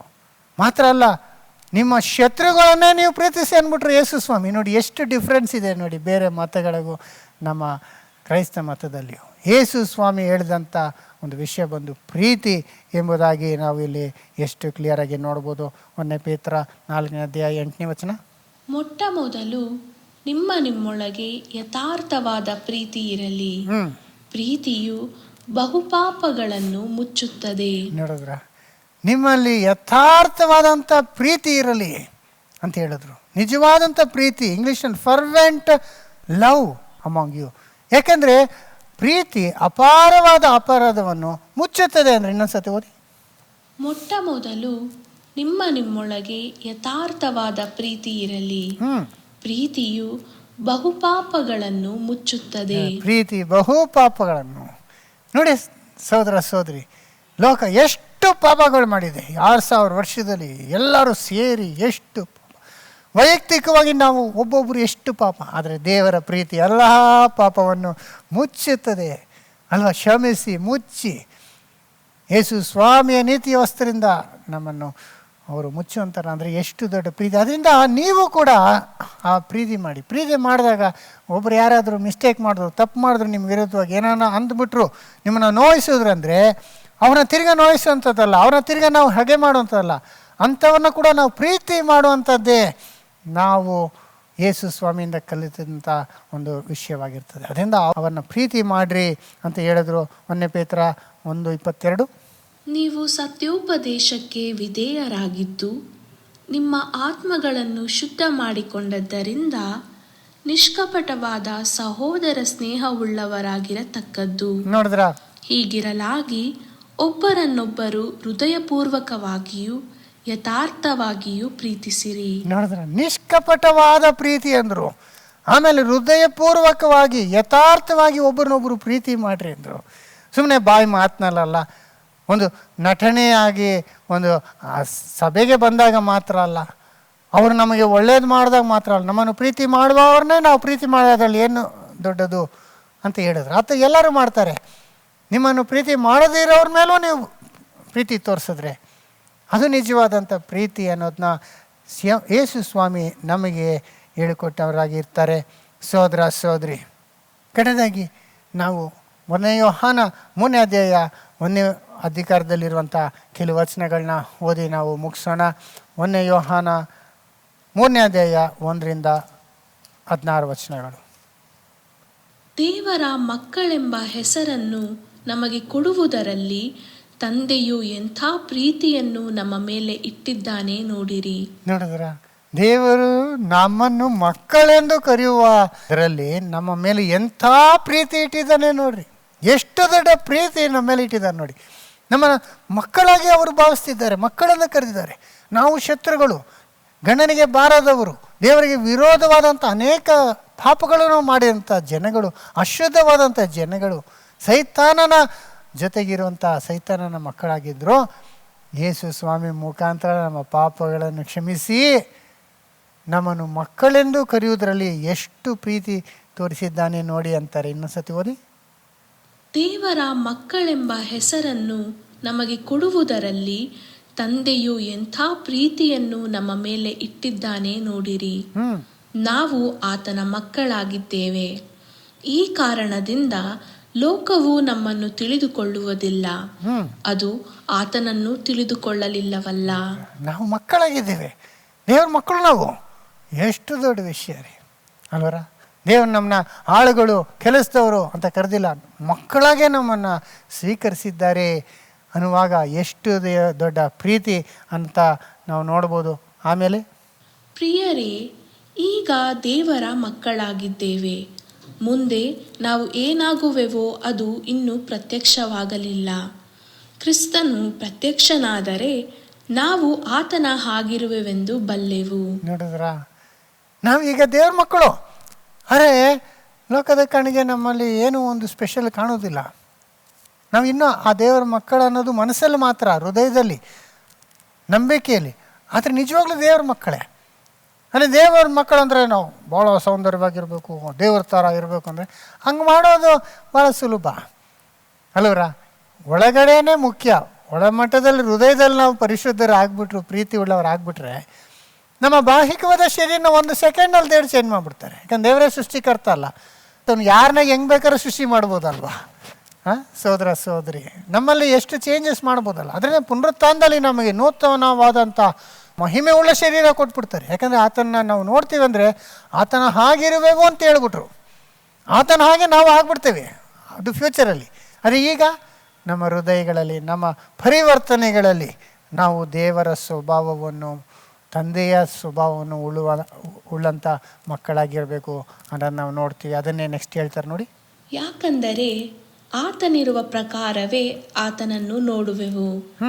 ಆತನ ಮೇಲೆ ಈ ನಿರೀಕ್ಷೆಯನ್ನು ಇಟ್ಟಿರುವ ಪ್ರತಿಯೊಬ್ಬನು ಕ್ರಿಸ್ತನು ಶುದ್ಧನಾಗಿರುವಂತೆಯೇ ತನ್ನನ್ನು ಶುದ್ಧ ಮಾಡಿಕೊಳ್ಳುತ್ತಾನೆ. ಆತನ ಹಾಗಿರುವೆವು, ಈ ನಿರೀಕ್ಷೆ ಇರುವುದವರು ನಾವು ಆತನು ಶುದ್ಧನಾಗಿರೋ ಪ್ರಕಾರ ನಾವು ಶುದ್ಧರಾಗಬೇಕು. ದೇವರಂದರೆ ಶುದ್ಧನ, ನೀತಿ ಸ್ವರೂಪನು, ಪ್ಯೂರ್ ಅಲ್ವಾ? ನಾವು ಶುದ್ಧರಾಗಬೇಕು. ನಾವು ಪಾಪಿಗಳಾಗಿದ್ದೀವಿ, ನಮ್ಮ ಪಾಪಗಳನ್ನು ದೇವರು ಕ್ಷಮಿಸಿದ್ದಾನೆ. ಮತ್ತೆ ಮತ್ತೆ ನಾವು ಅದೇ ಪಾಪದಲ್ಲೇ ಕಂಟಿನ್ಯೂ ಆಗಿದೆ. ದೇವರ ಶಕ್ತಿಯನ್ನು ಕೋರಿ ಆತನ ಪರಿಶುದ್ಧಾತ್ಮದ ಬಲದಿಂದ ನಾವು ಜಯಿಸಬೇಕು. ಒಂದೊಂದು ದಿವಸನೂ ನಾವು ಒಂದೊಂದು ಪಾಪ ಕೃತ್ಯಗಳನ್ನ ಬಿಟ್ಟು ಬಿಟ್ಟು ಬಿಟ್ಟು ಪರಿಶುದ್ಧರಾಗಿ ನಾವು ಬರಬೇಕು. ಸೋದರ ಸೋದರಿ, ಆತನ ಇರುವಾಗ ಆತನನ್ನು ನೋಡುವೆವು ಅನ್ನುವಾಗ, ನಾನು ಮೊನ್ನೆ ಇದನ್ನು ನೋಡಿದೆ, ಯಾವುದೋ ಒಂದು ಇಮೇಜೋ ಏನೋ ಒಂದು ಜನ್ರೇಟ್ ಮಾಡಿದ್ದಾರೆ. ಅದರಲ್ಲಿ ಅಷ್ಟು ಜನಗಳು ನಿಂತಿದ್ದಾರೆ. ಆ ಜನಗಳ ಮಧ್ಯದಲ್ಲಿ ಮೇಲೆ ಆಕಾಶದಲ್ಲಿ ಯೇಸುಸ್ವಾಮಿ ಹಂಗೆ ಇಳಿದು ಬರ್ತಾ ಇರೋದು, ಅದನ್ನು ನೋಡಿದಾಗ ಅಷ್ಟು ನನಗೆ ಟಚ್ ಆಯಿತು. ಅಷ್ಟು ಒಂದು ಸುಂದರವಾಗಿದೆ, ಅಷ್ಟು ದೊಡ್ಡದಾಗಿ ಮಹಿಮೆಯುಳ್ಳ ಯೇಸು ಸ್ವಾಮಿನ ಹಂಗೆ ತೋರಿಸಿದ್ದಾರೆ. ಅಲ್ಲಿ ಬ್ಯೂಟಿಫುಲ್ಲಾಗಿ ಅದನ್ನು ಆರ್ಟಿಸ್ಟ್ ಅದನ್ನು ಇದು ಮಾಡಿದ್ದಾರೆ. ಅಂದರೆ ನಿಜವಾಗ್ಲೂ ಒಂದಿನ ಹಂಗೆ ಯೇಸು ಸ್ವಾಮಿ ಬರ್ತಾರಲ್ವ, ಎಷ್ಟು ಮಹಿಮೆ ಉಳ್ಳವರಾಗಿರ್ತಾರೆ. ಆಗ ಆತನು ಇರುವ ಹಾಗೆ ಆತನು ನೋಡುವೆವು, ಆತನ ಹಾಗೆ ಮಾರ್ಪಡುವೆವು ಅಂದ್ಬಿಟ್ರು. ನಾವು ಅವ್ರ ಥರ ಆಗ್ಬಿಡ್ತೀವಿ. ಜನಗಳೆಲ್ಲ ಅವ್ರನ್ನ ದೂರದಿಂದ ನೋಡ್ತಿರ್ತಾರೆ ಅಷ್ಟೇ, ನಾವು ಅವ್ರ ಥರನೇ ಆಗ್ಬಿಡ್ತೀವಿ. ಅವ್ರ ಥರ ನಾವು ಮಹಿಮೆ ಉಳ್ಳವರಾಗ್ಬಿಡ್ತೀವಿ ಅಂತ ವಾಕ್ಯದಲ್ಲಿ ಹೇಳ್ತದಂದರೆ ಎಷ್ಟು ದೊಡ್ಡ ಒಂದು ವಾಗ್ದಾನ ದೇವರು ನಮಗೆ ಕೊಟ್ಟಿದ್ದಾರಲ್ವ. ಹಿಂಗಿದ್ಮೇಲೆ ನಾವು ಪರಿಶುದ್ಧಗೊಳಿಸ್ಕೋಬೇಕು. ಅದೇ ನಾವು ಮಾಡಬೇಕಾಗಿರೋಂಥ ಕೆಲಸ. ಅದನ್ನೇ ಇಲ್ಲಿ 4ನೇ ವಚನದಲ್ಲಿ ಕೂಡ ಹೇಳ್ತಾರೆ ನೋಡಿ. ಪಾಪ ಮಾಡುವ ಪ್ರತಿಯೊಬ್ಬನು ಅಧರ್ಮವನ್ನು ಮಾಡುವವನಾಗಿದ್ದಾನೆ. ಪಾಪವು ಅಧರ್ಮವೇ. ಪಾಪ ಮಾಡಬಾರ್ದು. ಪಾಪ ಮಾಡುವನು ಅಧರ್ಮ, ಧರ್ಮಶಾಸ್ತ್ರಕ್ಕೆ ವಿರುದ್ಧವಾಗಿ ಮಾಡುವಂತನಾಗಿದ್ದಾನೆ. ಪಾಪಗಳನ್ನು ಹೋಗಲಾಡಿಸುವುದಕ್ಕಾಗಿ ಕ್ರಿಸ್ತನು ಪ್ರತ್ಯಕ್ಷನಾದನೆಂಬುದು ನಿಮಗೆ ಗೊತ್ತಾಗಿದೆ. ಆತನಲ್ಲಿ ಪಾಪವಿಲ್ಲ. ಪಾಪನ ಹೋಗಲಾಡಿಸೋದಕ್ಕೆ ಕ್ರಿಸ್ತನು ಬಂದಿದ್ದು. ಹಂಗಾದ್ಮೇಲೆ ನಾವು ಇನ್ನೂ ಪಾಪನ ಪ್ರೀತಿಸ್ಕೊಂಡು ಪಾಪದಲ್ಲೇ ನಾವು ಇರ್ತೀವಿ ಅಂದರೆ ಹೆಂಗಾಗತ್ತೆ? ಇಲ್ಲ, ಆತನು ಬಂದದ್ದೇ ಪಾಪವನ್ನು ನಮ್ಮಿಂದ ತೆಗೆದುಹಾಕುವುದಕ್ಕಾಗಿ. ಆಮೇಲೆ 6ನೇ ವಚನ, ಆತನಲ್ಲಿ ನೆಲೆಗೊಂಡಿರುವವನು ಪಾಪ ಮಾಡನು. ಪಾಪ ಮಾಡುವವನು ಆತನನ್ನು ಕಂಡವನೂ ಅಲ್ಲ, ತಿಳಿದವನೂ ಅಲ್ಲ. ನೋಡಿದ್ರೆ ಅಂದರೆ ಪಾಪ ಮಾಡುವವನು ಪಾಪನ ಮಾಡ್ಕೊಂಡೇ ಇರುವಂಥವ್ನು, ಪಾಪದಲ್ಲಿ ಕಂಟಿನ್ಯೂ ಆಗ್ಬಿಡು. ನಾವೆಲ್ಲ ಪಾಪ ಮಾಡ್ತಿದ್ವಿ, ಯಾವಾಗನ ಒಂದ್ಸಿನವೇ ಶೋಧನೆಯಲ್ಲಿ ಬಿದ್ದುಬಿಡ್ತೀವಿ. ಆದರೆ ಅದರಲ್ಲೇ ಪಾಪ ಮಾಡುವವನಾಗೆ ನಾವು ಇರಬಾರ್ದು. ಯಾಕೆಂದರೆ ಪಾಪ ಮಾಡುವವನಾಗೆ ನಾವಿದ್ದರೆ ಆತನ ನಾವು ಅರ್ಥ ಮಾಡ್ಕೊಂಡಿಲ್ಲ. ಆತನ ಬಂದಿದ್ದೆ ಪಾಪನ ತೆಗೆದುಹಾಕೋದಕ್ಕೆ. ಆದರೆ ನಾವು ಪಾಪನ ನಾವು ಸ್ನೇಹಿಸ್ಕೊಂಡಿದ್ರೆ ಹೆಂಗಾಗ್ತದೆ ಅನ್ನೋದನ್ನ ಹೇಳ್ತಾರೆ. ಆಮೇಲೆ, ಪ್ರಿಯರಾದ ಮಕ್ಕಳೇ, ನಿಮ್ಮನ್ನು ಸನ್ಮಾರ್ಗದಿಂದ ತಪ್ಪಿಸುವುದಕ್ಕೆ ಯಾರಿಗೂ ಅವಕಾಶ ಕೊಡಬೇಡಿರಿ. ಕ್ರಿಸ್ತನು ಹೇಗೆ ನೀತಿವಂತನಾಗಿದ್ದಾನೋ ಹಾಗೆಯೇ ನೀತಿಯನ್ನನುಸರಿಸುವವನು ನೀತಿವಂತನಾಗಿದ್ದಾನೆ. ಕ್ರಿಸ್ತನು ನೀತಿವಂತನಾಗಿದ್ದಾನೆ, ದೇವರು ನೀತಿ ಸ್ವರೂಪನಾಗಿದ್ದಾನೆ. ಹಂಗಾದ್ಮೇಲೆ ನಾವು ಕೂಡ ಆತನ ಮಕ್ಕಳಂದಮೇಲೆ ನಾವು ನೀತಿ ಸ್ವರೂಪರಾಗಬೇಕು. ಅವನೀತಿ ಮಾಡೋದಕ್ಕೆ ಯಾರಿಗೂ ನಾವು ಅವಕಾಶ ಕೊಡಬಾರ್ದು. ಅವ್ರ ಸ್ನೇಹಿತರಾಗಿರ್ಬೋದು, ಬೇರೆ ಯಾರೇ ಆಗಿರ್ಬೋದು, ಅವರು ನಮ್ಮನ್ನು ಪಾಪಕ್ಕೆ ಎಳೆಯುವುದಾದರೆ ನಾವು ಅದಕ್ಕೆ ಅವಕಾಶ ಕೊಡಬಾರ್ದು ಅಂತ ಇಲ್ಲಿ ಹೇಳ್ತಿದ್ದಾರೆ ನೋಡಿ. 8ನೇ ವಚನ, ಪಾಪ ಮಾಡುವವನು ಸೈತಾನನಿಂದ ಹುಟ್ಟಿದವನಾಗಿದ್ದಾನೆ. ಆದಿಯಿಂದಲೂ ಸೈತಾನನು ಪಾಪ ಮಾಡುವವನಾಗಿದ್ದಾನಲ್ಲ. ನೋಡಿದ್ರ, ಪಾಪ ಮಾಡಿದ್ರೆ ಸೈತಾನ ಜೊತೆ ಸೇರ್ಕೊಂಡಂಗೆ. ಸೈತಾನದಿಂದ ಬಂದವನೇ ಪಾಪ ಮಾಡೋದು. ನೋಡಿದ್ರೆ ನಮ್ಮಲ್ಲಿ ಪಾಪ ಆಶೆಗಳು ಇನ್ನೂ ಇದೆ, ನಾವು ಬಿಡ್ದಿರೋ ಆ ಪಾಪನೇ ಮಾಡ್ಕೊಂಡಿದ್ದೀವಿ ಅಂದರೆ ಇನ್ನೂ ನಾವು ಸೈತಾನ ಜೊತೆಗೆ ಕಾಂಟ್ಯಾಕ್ಟಲ್ಲೇ ಇದ್ದೀವಿ ಅಂತ ಅರ್ಥ. ಯಾಕಂದರೆ ಯೇಸು ಸ್ವಾಮಿ ಬಂದಿದೆ ಆ ಸೈತಾನನ ಕ್ರಿಯೆಗಳನ್ನು ಲಯ ಮಾಡೋದಕ್ಕಾಗಿ. ಸೈತಾನನ ಕೆಲಸಗಳನ್ನು ಲಯ ಮಾಡುವುದಕ್ಕೋಸ್ಕರವೇ ದೇವಕುಮಾರನು ಪ್ರತ್ಯಕ್ಷನಾದನು. ನೋಡಿದ್ರ, ಸೈತಾನನ ಕ್ರಿಯೆಗಳು ಲಯ ಮಾಡೋದಕ್ಕೆ ದೇವಕುಮಾರನು ಪ್ರತ್ಯಕ್ಷನಾಗಿರೋದ್ರಿಂದ ನಾವು ಕೂಡ ಇನ್ನೂ ಪಾಪನ ಇಷ್ಟಪಟ್ಟು ಪಾಪದಲ್ಲೇ ಇರಬೇಕು ಅಂತ ನಾವು ಆಸೆ ಪಡಬಾರ್ದು. 9ನೇ ವಚನ, ದೇವರಿಂದ ಹುಟ್ಟಿದವನು ಪಾಪ ಮಾಡನು, ದೇವರ ಜೀವವು ಅವನಲ್ಲಿ ನೆಲೆಗೊಂಡದೆ. ಅವನು ದೇವರಿಂದ ಹುಟ್ಟಿದ ಕಾರಣ ಪಾಪ ಮಾಡುವವನಾಗಿರಲಾರನು. ದೇವರಿಂದ ನಾವು ಹುಟ್ಟಬಿಟ್ಟಿದ್ದೀವಿ. ನಾವು ಯಾವಾಗ ವಾಕ್ಯನ ನಂಬಿ ಯೇಸು ಸ್ವಾಮಿ ನಂಬಿ ದೀಕ್ಷಾಸ್ಥಾನ ತಗೊಂಡ್ವೋ ಆಗ ಆತನ ಆತ್ಮ ನಮಗೆ ಬಂದ್ಬಿಟ್ಟಿದೆ. ನಾವು ದೇವ್ರ ಮಕ್ಕಳಾಗ್ಬಿಟ್ಟಿದ್ದೀವಿ. ಈಗ ನಾವು ಪಾಪವನ್ನು ಮಾಡುವಂಥವರಾಗಿರಬಾರ್ದು. ಪಾಪನ ನಾವು ಹೇಯಿಸ್ಬೇಕು. ನಮ್ಮಲ್ಲಿರುವಂಥ ಪಾಪನ ನಾವು ದ್ವೇಷಿಸಬೇಕು. ಅದನ್ನು ಬಿಡಲಿಕ್ಕೆ ನಾವು ದೇವರ ಸಹಾಯನ ಕೋರಿ ಎಷ್ಟೋ ಹೋರಾಟ ಮಾಡಿ ಅದನ್ನು ಅಲ್ಟಿಮೇಟ್ಲಿ ನಾವು ಅದನ್ನು ಜಯಿಸಬೇಕಾಗಿರ್ತದೆ. ಸಹೋದರ ಸಹೋದರಿ, 10ನೇ ವಚನ, 10, 11. ಇವರು ದೇವರ ಮಕ್ಕಳೆಂಬುದು, ಅವರು ಸೈತಾನನ ಮಕ್ಕಳೆಂಬುದು ಇದರಿಂದ ವ್ಯಕ್ತವಾಗುತ್ತದೆ. ನೀತಿಯನ್ನು ಅನುಸರಿಸದವನು, ತನ್ನ ಸಹೋದರರನ್ನು ಪ್ರೀತಿಸದವನು ದೇವರಿಂದ ಹುಟ್ಟಿದವರಲ್ಲ. ನೋಡಿದ್ರ, ಸೊ ಇದರಲ್ಲಿ ಯಾರು ನೀತಿವಂತರು, ಯಾರು ದೇವರ ಮಕ್ಕಳು, ಯಾರು ಸೈತಾನ್ ಮಕ್ಕಳು ಅಂತ ಗೊತ್ತಾಗ್ತದೆ. ಹೆಂಗೆ ಅಂದರೆ, ನೀತಿ ಮಾಡೋನು ದೇವರ ಮಕ್ಕಳು, ಪಾಪ ಮಾಡುವನು ಸೈತಾನ್ ಮಕ್ಕಳು. ಆ ಸಹೋದರನ ಪ್ರೀತಿ ಮಾಡದಿರೋ ಇರೋನು ಅವನು ದೇವರಿಂದ ಬಂದವನಲ್ಲ ಅಂತಾರೆ. ಆಮೇಲೆ, ನಾವು ಒಬ್ಬರನ್ನೊಬ್ಬರು ಪ್ರೀತಿಸಬೇಕೆಂಬುದೇ ನೀವು ಮೊದಲಿಂದಲೂ ಕೇಳಿದ ವಾಕ್ಯವಾಗಿದೆ. ನಾವು ಒಬ್ಬರನ್ನೊಬ್ಬರು ಪ್ರೀತಿಸಬೇಕು. ಸೈತಾನಲ್ಲಿ ಪ್ರೀತಿ ಇಲ್ಲ. ಸೈತಾನ್ ಮೇಲೆ, ಸೈತಾನ್ ನಮ್ಮ ಮೇಲೂ ಪ್ರೀತಿ ಇಲ್ಲ. ನಾವು ಒಬ್ಬರನ್ನೊಬ್ಬರು ನಿಜವಾದಂಥ ಪ್ರೀತಿ ಮಾಡೋದು ಅವನಿಗೆ ಆಗೋದಿಲ್ಲ. ನಾವು ಹೊಡೆದಾಡ್ಕೊಳ್ಬೇಕು, ಅಸೂಯೆ ಪಡಬೇಕು, ಒಬ್ಬರನ್ನೊಬ್ರು ಕೊಂದಾಕ್ಕೊಳ್ಬೇಕು. ಅದೇ ಅವನ ಗುಣ. ನಾವು ಆ ಥರ ಮಾಡ್ತೀವಿ, ಅವನ ಮಕ್ಕಳಾಗಿರ್ತೇವೆ. ಆಮೇಲೆ, ನಾವು ಒಬ್ಬರನ್ನೊಬ್ಬರು ಪ್ರೀತಿಸಬೇಕೆಂಬುದೇ ನೀವು ಮೊದಲಿಂದಲೂ ಕೇಳಿದ ವಾಕ್ಯವಾಗಿದೆ. ಮೊದಲಿಂದ ವಾಕ್ಯ, ನೀವು ಒಬ್ಬರನ್ನೊಬ್ಬರು ಪ್ರೀತಿಸಿ. ಧರ್ಮಶಾಸ್ತ್ರ ಕೊಡುವಾಗಲೂ ದೇವರು ಏನು ಹೇಳಿದ್ರು, ನಿನ್ನ ನೆರೆಯವರವನು ನಿನ್ನಂತೆಯೇ ಪ್ರೀತಿಸು ಅಲ್ವರ. ಅದನ್ನು ಯೇಸು ಸ್ವಾಮಿ ಕೂಡ ನಮಗೆ ಹೇಳ್ಕೊಟ್ಟಿದ್ದು ಆದಿಯಿಂದ. ನಾವು ಇನ್ನೊಬ್ಬರನ್ನು ನಮ್ಮ ಹಾಗೆ ಪ್ರೀತಿಸ್ರಿ ಎಂಬುದಾಗಿ. ಆ ಪ್ರೀತಿ ಮಾಡದಿರೋವನು ಸೈತಾನಿಂದ ಬಂದವನಾಗಿರ್ತಾನೆ. ಅದರ ಎಕ್ಸಾಂಪಲ್ ಕೂಡ ಬೈಬಲ್ ನಮ್ಗೆ ಹೇಳ್ತಾರೆ ನೋಡಿ. 12ನೇ ವಚನ, ನಾವು ಒಬ್ಬರನ್ನೊಬ್ಬರು ಪ್ರೀತಿಸಬೇಕೆಂಬುದೇ ನೀವು ಮೊದಲಿಂದಲೂ ಕೇಳಿದ ವಾಕ್ಯವಾಗಿದೆ. ಕೆಡುಕನಿಂದ ಹುಟ್ಟಿ ತನ್ನ ತಮ್ಮನನ್ನು ಕೊಂದು ಹಾಕಿದ ಕಾಯಿನನಂತೆ ನಾವು ಇರಬಾರದು.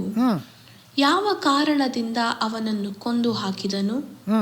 ತನ್ನ ಕೃತ್ಯಗಳು ಕೆಟ್ಟವುಗಳು, ತನ್ನ ತಮ್ಮನ ಕೃತ್ಯಗಳು ನೀತಿಗೆ ಸರಿಯಾದವುಗಳು ಆಗಿದ್ದರಿಂದಲೇ. ನೋಡಿದ್ರ, ಕಾಯಿನು ಸೈತಾನಿಂದ ಬಂದವನು. ಯಾಕೆಂದ್ರೆ ಅವನ ಕೃತ್ಯಗಳು ಹಂಗಿತ್ತು, ಆ ಕಾರಣದಿಂದ ಅಂತ ಹೇಳ್ತಾರೆ. ಆಮೇಲೆ, ಸಹೋದರರೇ, ಲೋಕವು ನಿಮ್ಮನ್ನು ದ್ವೇಷಿಸಿದರೆ ಆಶ್ಚರ್ಯ ಪಡಬೇಡಿರಿ. ಲೋಕ ನಿಮ್ಮನ್ನು ದ್ವೇಷಿಸ್ತಾರೆ. ಯಾಕಂದರೆ ನಾವು ಸತ್ಯನ ಹೇಳಿದಾಗ, ಸುಳ್ಳನ್ನು ನಾವು ತೋರಿಸುವಾಗ, ಸುಳ್ಳಲ್ಲಿ ಅದು ನಿಜ ಅಂದ್ಕೊಂಡ್ರವರು ನಮ್ಮನ್ನು ದ್ವೇಷಿಸ್ತಾರೆ ಅಲ್ವರ. ಅದಕ್ಕಿಂತ ನಾವು ಸತ್ಯ ಹೇಳ್ದಿರೋ ಇರೋಕ್ಕಾಗೋದಿಲ್ಲ. ನಾನು ಹೇಳ್ದಂಥ ಕೆಲವು ಮಾತುಗಳು ಅನೇಕರು ಮುಸ್ಲಿಮ್ಸ್ಗೆ ಅವರಿಗೆ ಕೋಪ ಬರ್ತದೆ, ಅವ್ರಿಗೆ ಇಷ್ಟ ಆಗೋದಿಲ್ಲ. ಹಿಂದೂಸ್ಗೂ ಕೂಡ ಕೋಪ ಬರ್ಬೋದು ಅವ್ರಿಗೆ ನಮ್ಮ ಮೇಲೆ. ಆದರೆ ಸತ್ಯವನ್ನು ನಾವು ಹೇಳಬೇಕಾಗ್ತದೆ. ಯಾಕಂದರೆ ಯೇಸುಸ್ವಾಮಿ ಹೇಳಿದ್ರು ಅಲ್ವಾ, ಲೋಕವು ನಿಮ್ಮನ್ನು ದ್ವೇಷಿಸಿದಾಗ ನೀವು ಆಶ್ಚರ್ಯ ಪಡಬೇಡ್ರಿ. ಸಹೋದರರೇ, ಲೋಕವು ನಿಮ್ಮನ್ನು ದ್ವೇಷಿಸಿದರೆ ಆಶ್ಚರ್ಯ ಪಡಬೇಡಿರಿ. ನಾವಂತೂ ಕ್ರೈಸ್ತ ಸಹೋದರರನ್ನು ಪ್ರೀತಿಸುವವರಾಗಿರುವುದರಿಂದ ಮರಣದಿಂದ ಪಾರಾಗಿ ಜೀವದಲ್ಲಿ ಸೇರಿದ್ದೇವೆಂಬುದು ನಮಗೆ ಗೊತ್ತಾಗಿದೆ. ನೋಡಿದ್ರ, ನಾವು ಸಹೋದರನ ಪ್ರೀತಿಸ್ಬಿಟ್ರೆ ನಾವು ಮರಣದಿಂದ ಪಾರಾಗಿ ಜೀವದಲ್ಲಿ ಸೇರ್ಬಿಟ್ಟಾಗೆ ಲೆಕ್ಕ. ಆ ಒಂದು ಪ್ರೀತಿಯ ಗುಣ ನಮ್ಮಲ್ಲಿ ಬಂದ್ಬಿಡ್ತಂದ್ರೆ. ಆದರೆ ನಾವು ಪ್ರೀತಿ ಮಾಡಲಿಲ್ಲ ಅಂದರೆ ಇನ್ನು ಮರಣದಲ್ಲೇ ಇದ್ದೀವಿ ಅಂತ. ಪ್ರೀತಿಸದೇ ಇರುವವನು ಮರಣದಲ್ಲೇ ಇದ್ದಾನೆ. ನೋಡಿದ್ರೆ, ಇನ್ನು ಮರಣದಲ್ಲಿ, ಅದೇ ಹಳೆ ಶಾಪದಲ್ಲೇ ಇದ್ದೀವಿ, ಆದಾಮಿಗೆ ಬಂದಂಥ ಮರಣದಲ್ಲಿ ಇದ್ದೀವಿ ಅಂತ ಅರ್ಥ. ಅದರಿಂದ ನಾವು ಬಿಡುಗಡೆ ಆದಮೇಲೆ ನಾವು ಪ್ರೀತಿಸುವವರಾಗಿರಬೇಕು ಅನ್ನೋದನ್ನ ನಾವು ನೋಡ್ತೀವಿ. ಆಮೇಲೆ, ತನ್ನ ಸಹೋದರನನ್ನು ದ್ವೇಷಿಸುವವನು ಕೊಲೆಗಾರನಾಗಿದ್ದಾನೆ ಮತ್ತು ಯಾವ ಕೊಲೆಗಾರನಲ್ಲಿಯೂ ನಿತ್ಯ ಜೀವವು ಇರುವುದಿಲ್ಲವೆಂಬುದು ನಿಮಗೆ ಗೊತ್ತಾಗಿದೆ. ನೋಡಿದ್ರ, ನಾವು ಯಾರು ಕೊಲೆಗಾರ ಇಲ್ಲ ಅಂತ ಅನ್ಕೊಬೋದು. ಆದರೆ ದ್ವೇಷ ಮಾಡಿದ್ರೇ ಕೊಲೆ ಮಾಡ್ದಂಗೆ. ಸ್ವಾಮಿ ಹೇಳ್ಬಿಟ್ರಲ್ಲ, ಇನ್ನೊಬ್ಬನ ಮನಸ್ಸಿನಲ್ಲಿ ನೀವು ಕೋಪ ಆಗೊಂಡ್ರೇ ನೀವು ಕೊಲೆ ಮಾಡ್ದಂಗೆ ಅಂತ. ಆ ಥರ ನಾವು ಇನ್ನೂ ದ್ವೇಷ ಇಟ್ಕೊಂಡ್ರೆ ನಮಗೆ ನಿತ್ಯ ಜೀವ ಇಲ್ಲ ಅಂತ ಹೇಳ್ತಾರೆ. ಆಮೇಲೆ, ಕ್ರಿಸ್ತನು ನಮಗೋಸ್ಕರ ತನ್ನ ಪ್ರಾಣವನ್ನು ಕೊಟ್ಟದ್ದರಲ್ಲಿಯೇ ಹ್ಮ್ ಪ್ರೀತಿ ಇಂಥದ್ದೆಂದು ನಮಗೆ ತಿಳಿದು ಬಂದದೆ. ಹ್ಮ್ ನಾವು ಸಹ ಸಹೋದರರಿಗೋಸ್ಕರ ನಮ್ಮ ಪ್ರಾಣಗಳನ್ನು ಕೊಡುವ ಹಂಗಿನಲ್ಲಿದ್ದೇವೆ. ಸಹೋದರ ಅದೇ ನಾವು ಈ ಕ್ರಿಸ್ಮಸ್ನಲ್ಲಿ ಕಲಿಬೇಕಾದಂಥ ಒಂದು ವಿಷಯ. ದೇವರ ಪ್ರೀತಿಯನ್ನು ಅರಿತವರಾದ ನಾವು ಕೂಡ ನಮ್ಮ ಸಹೋದರಗಳಿಗಾಗಿ ನಮ್ಮ ಪ್ರಾಣವನ್ನೇ ಕೊಡುವಂಥ ಪ್ರೀತಿ ಉಳ್ಳವರಾಗಿರಬೇಕು ಅನ್ನೋದನ್ನ ನೋಡಿ ಇನ್ನೊಂದ್ಸತಿ. ಕ್ರಿಸ್ತನು ನಮಗೋಸ್ಕರ ತನ್ನ ಪ್ರಾಣವನ್ನು ಕೊಟ್ಟದ್ದರಲ್ಲಿಯೇ ಪ್ರೀತಿ ಇಂಥದ್ದೆಂದು ನಮಗೆ ತಿಳಿದು ಬಂದದೆ. ನೋಡ್ರಿ ಪ್ರೀತಿ ಏನನ್ನೋದನ್ನ ಹೆಂಗೆ ತಿಳಿದು ಬಂತು? ಕ್ರಿಸ್ತನು ನಮಗೋಸ್ಕರ ತನ್ನ ಪ್ರಾಣವನ್ನೇ ಕೊಟ್ಟೋದ್ರಲ್ಲಿ ದೇವರ ಪ್ರೀತಿ ಏನೆಂಬುದಾಗಿ ನಾವು ತಿಳ್ಕೊಂಡಿದ್ದೇವೆ. ದೇವರ ಪ್ರೀತಿ ಏನು, ತನ್ನ ಮಗನ ಪ್ರೀತಿ ಏನು ಅನ್ನೋದು ನಾವು ತಿಳ್ಕೊಂಡ್ಮೇಲೆ ನಾವೇನು ಮಾಡಬೇಕು? ನಾವು ಸಹ ಸಹೋದರರಿಗೋಸ್ಕರ ನಮ್ಮ ಪ್ರಾಣಗಳನ್ನು ಕೊಡುವ ಹಂಗಿನಲ್ಲಿದ್ದೇವೆ. ನಾವು ಸಹ ನಮ್ಮ ಸಹೋದರಿಗೋಸ್ಕರ ಪ್ರಾಣವನ್ನೇ ಕೊಡುವ ಹಂಗಿನಲ್ಲಿದ್ದೇವೆ ಅಂತ ಹೇಳ್ತಿದ್ದಾರೆ. ಮತ್ತು 18ನೇ ವಚನದಲ್ಲಿ ನಾವು ಮಾಡುವಂಥ ಪ್ರೀತಿ ಮಾತಲ್ಲಿ ಮಾತ್ರ ಅಲ್ಲ, ನಾಲಿಗೆಯಲ್ಲಿ ಮಾತ್ರ ಅಲ್ಲ, ಬಟ್ ನಿಜವಾಗ್ಲೂ ಕಾರ್ಯದಲ್ಲಿ ನಿಜಾಯಿತಿಯಲ್ಲಿ ಇರಬೇಕು ಎಂಬುದಾಗಿ 18ನೇ ವಚನದಲ್ಲಿ ನಾವು ನೋಡ್ಬೋದು. ಪ್ರಿಯರಾದ ಮಕ್ಕಳೇ, ನಾವು ಬರೀ ಮಾತಿನಿಂದಾಗಲಿ ಬಾಯುಪಚಾರದಿಂದಾಗಲಿ ಪ್ರೀತಿಸುವವರಾಗಿರಬಾರದು. ನಿಮ್ಮ ಪ್ರೀತಿಯು ಕೃತ್ಯದಲ್ಲಿಯೂ ಸತ್ಯದಲ್ಲಿಯೂ ತೋರಬೇಕು. ನೋಡಿದ್ರೆ ಅದರಿಂದ ಸಹೋದರಿ ಈ ಕ್ರಿಸ್ಮಸ್ನಲ್ಲಿ ಆ 4ನೇ ಅಂಶ ಪ್ರೀತಿ ಅನ್ನೋದು ನಾವು ಎಷ್ಟು ಒಂದು ಪ್ರಾಮುಖ್ಯವಾಗಿ ನಾವು ಕ್ರಿಸ್ತನು ಭೂಮಿಗೆ ಬರುವುದರಲ್ಲಿ ನಾವು ಕಂಡುಕೊಂಡಿದ್ದೇವೆ. ಅದೇ ರೀತಿ ನಾವು ದೇವರ ಪ್ರೀತಿಯನ್ನು ಅರಿತವರಾದ ಕ್ರಿಸ್ತನ ಪ್ರೀತಿಯನ್ನು ಪಡ್ಕೊಂಡಂಥ ನಾವು ಕೂಡ ಪ್ರೀತಿ ಉಳ್ಳವರಾಗಿ ಬದುಕುವಂತೆ ದೇವರ ತಾನೇ ನಮ್ಮೆಲ್ಲರಿಗೂ ಸಹಾಯ ಮಾಡಿ ಅಂತೇಳಿ ಮುಗಿಸ್ಕೊಳ್ತೀನಿ. Thank you.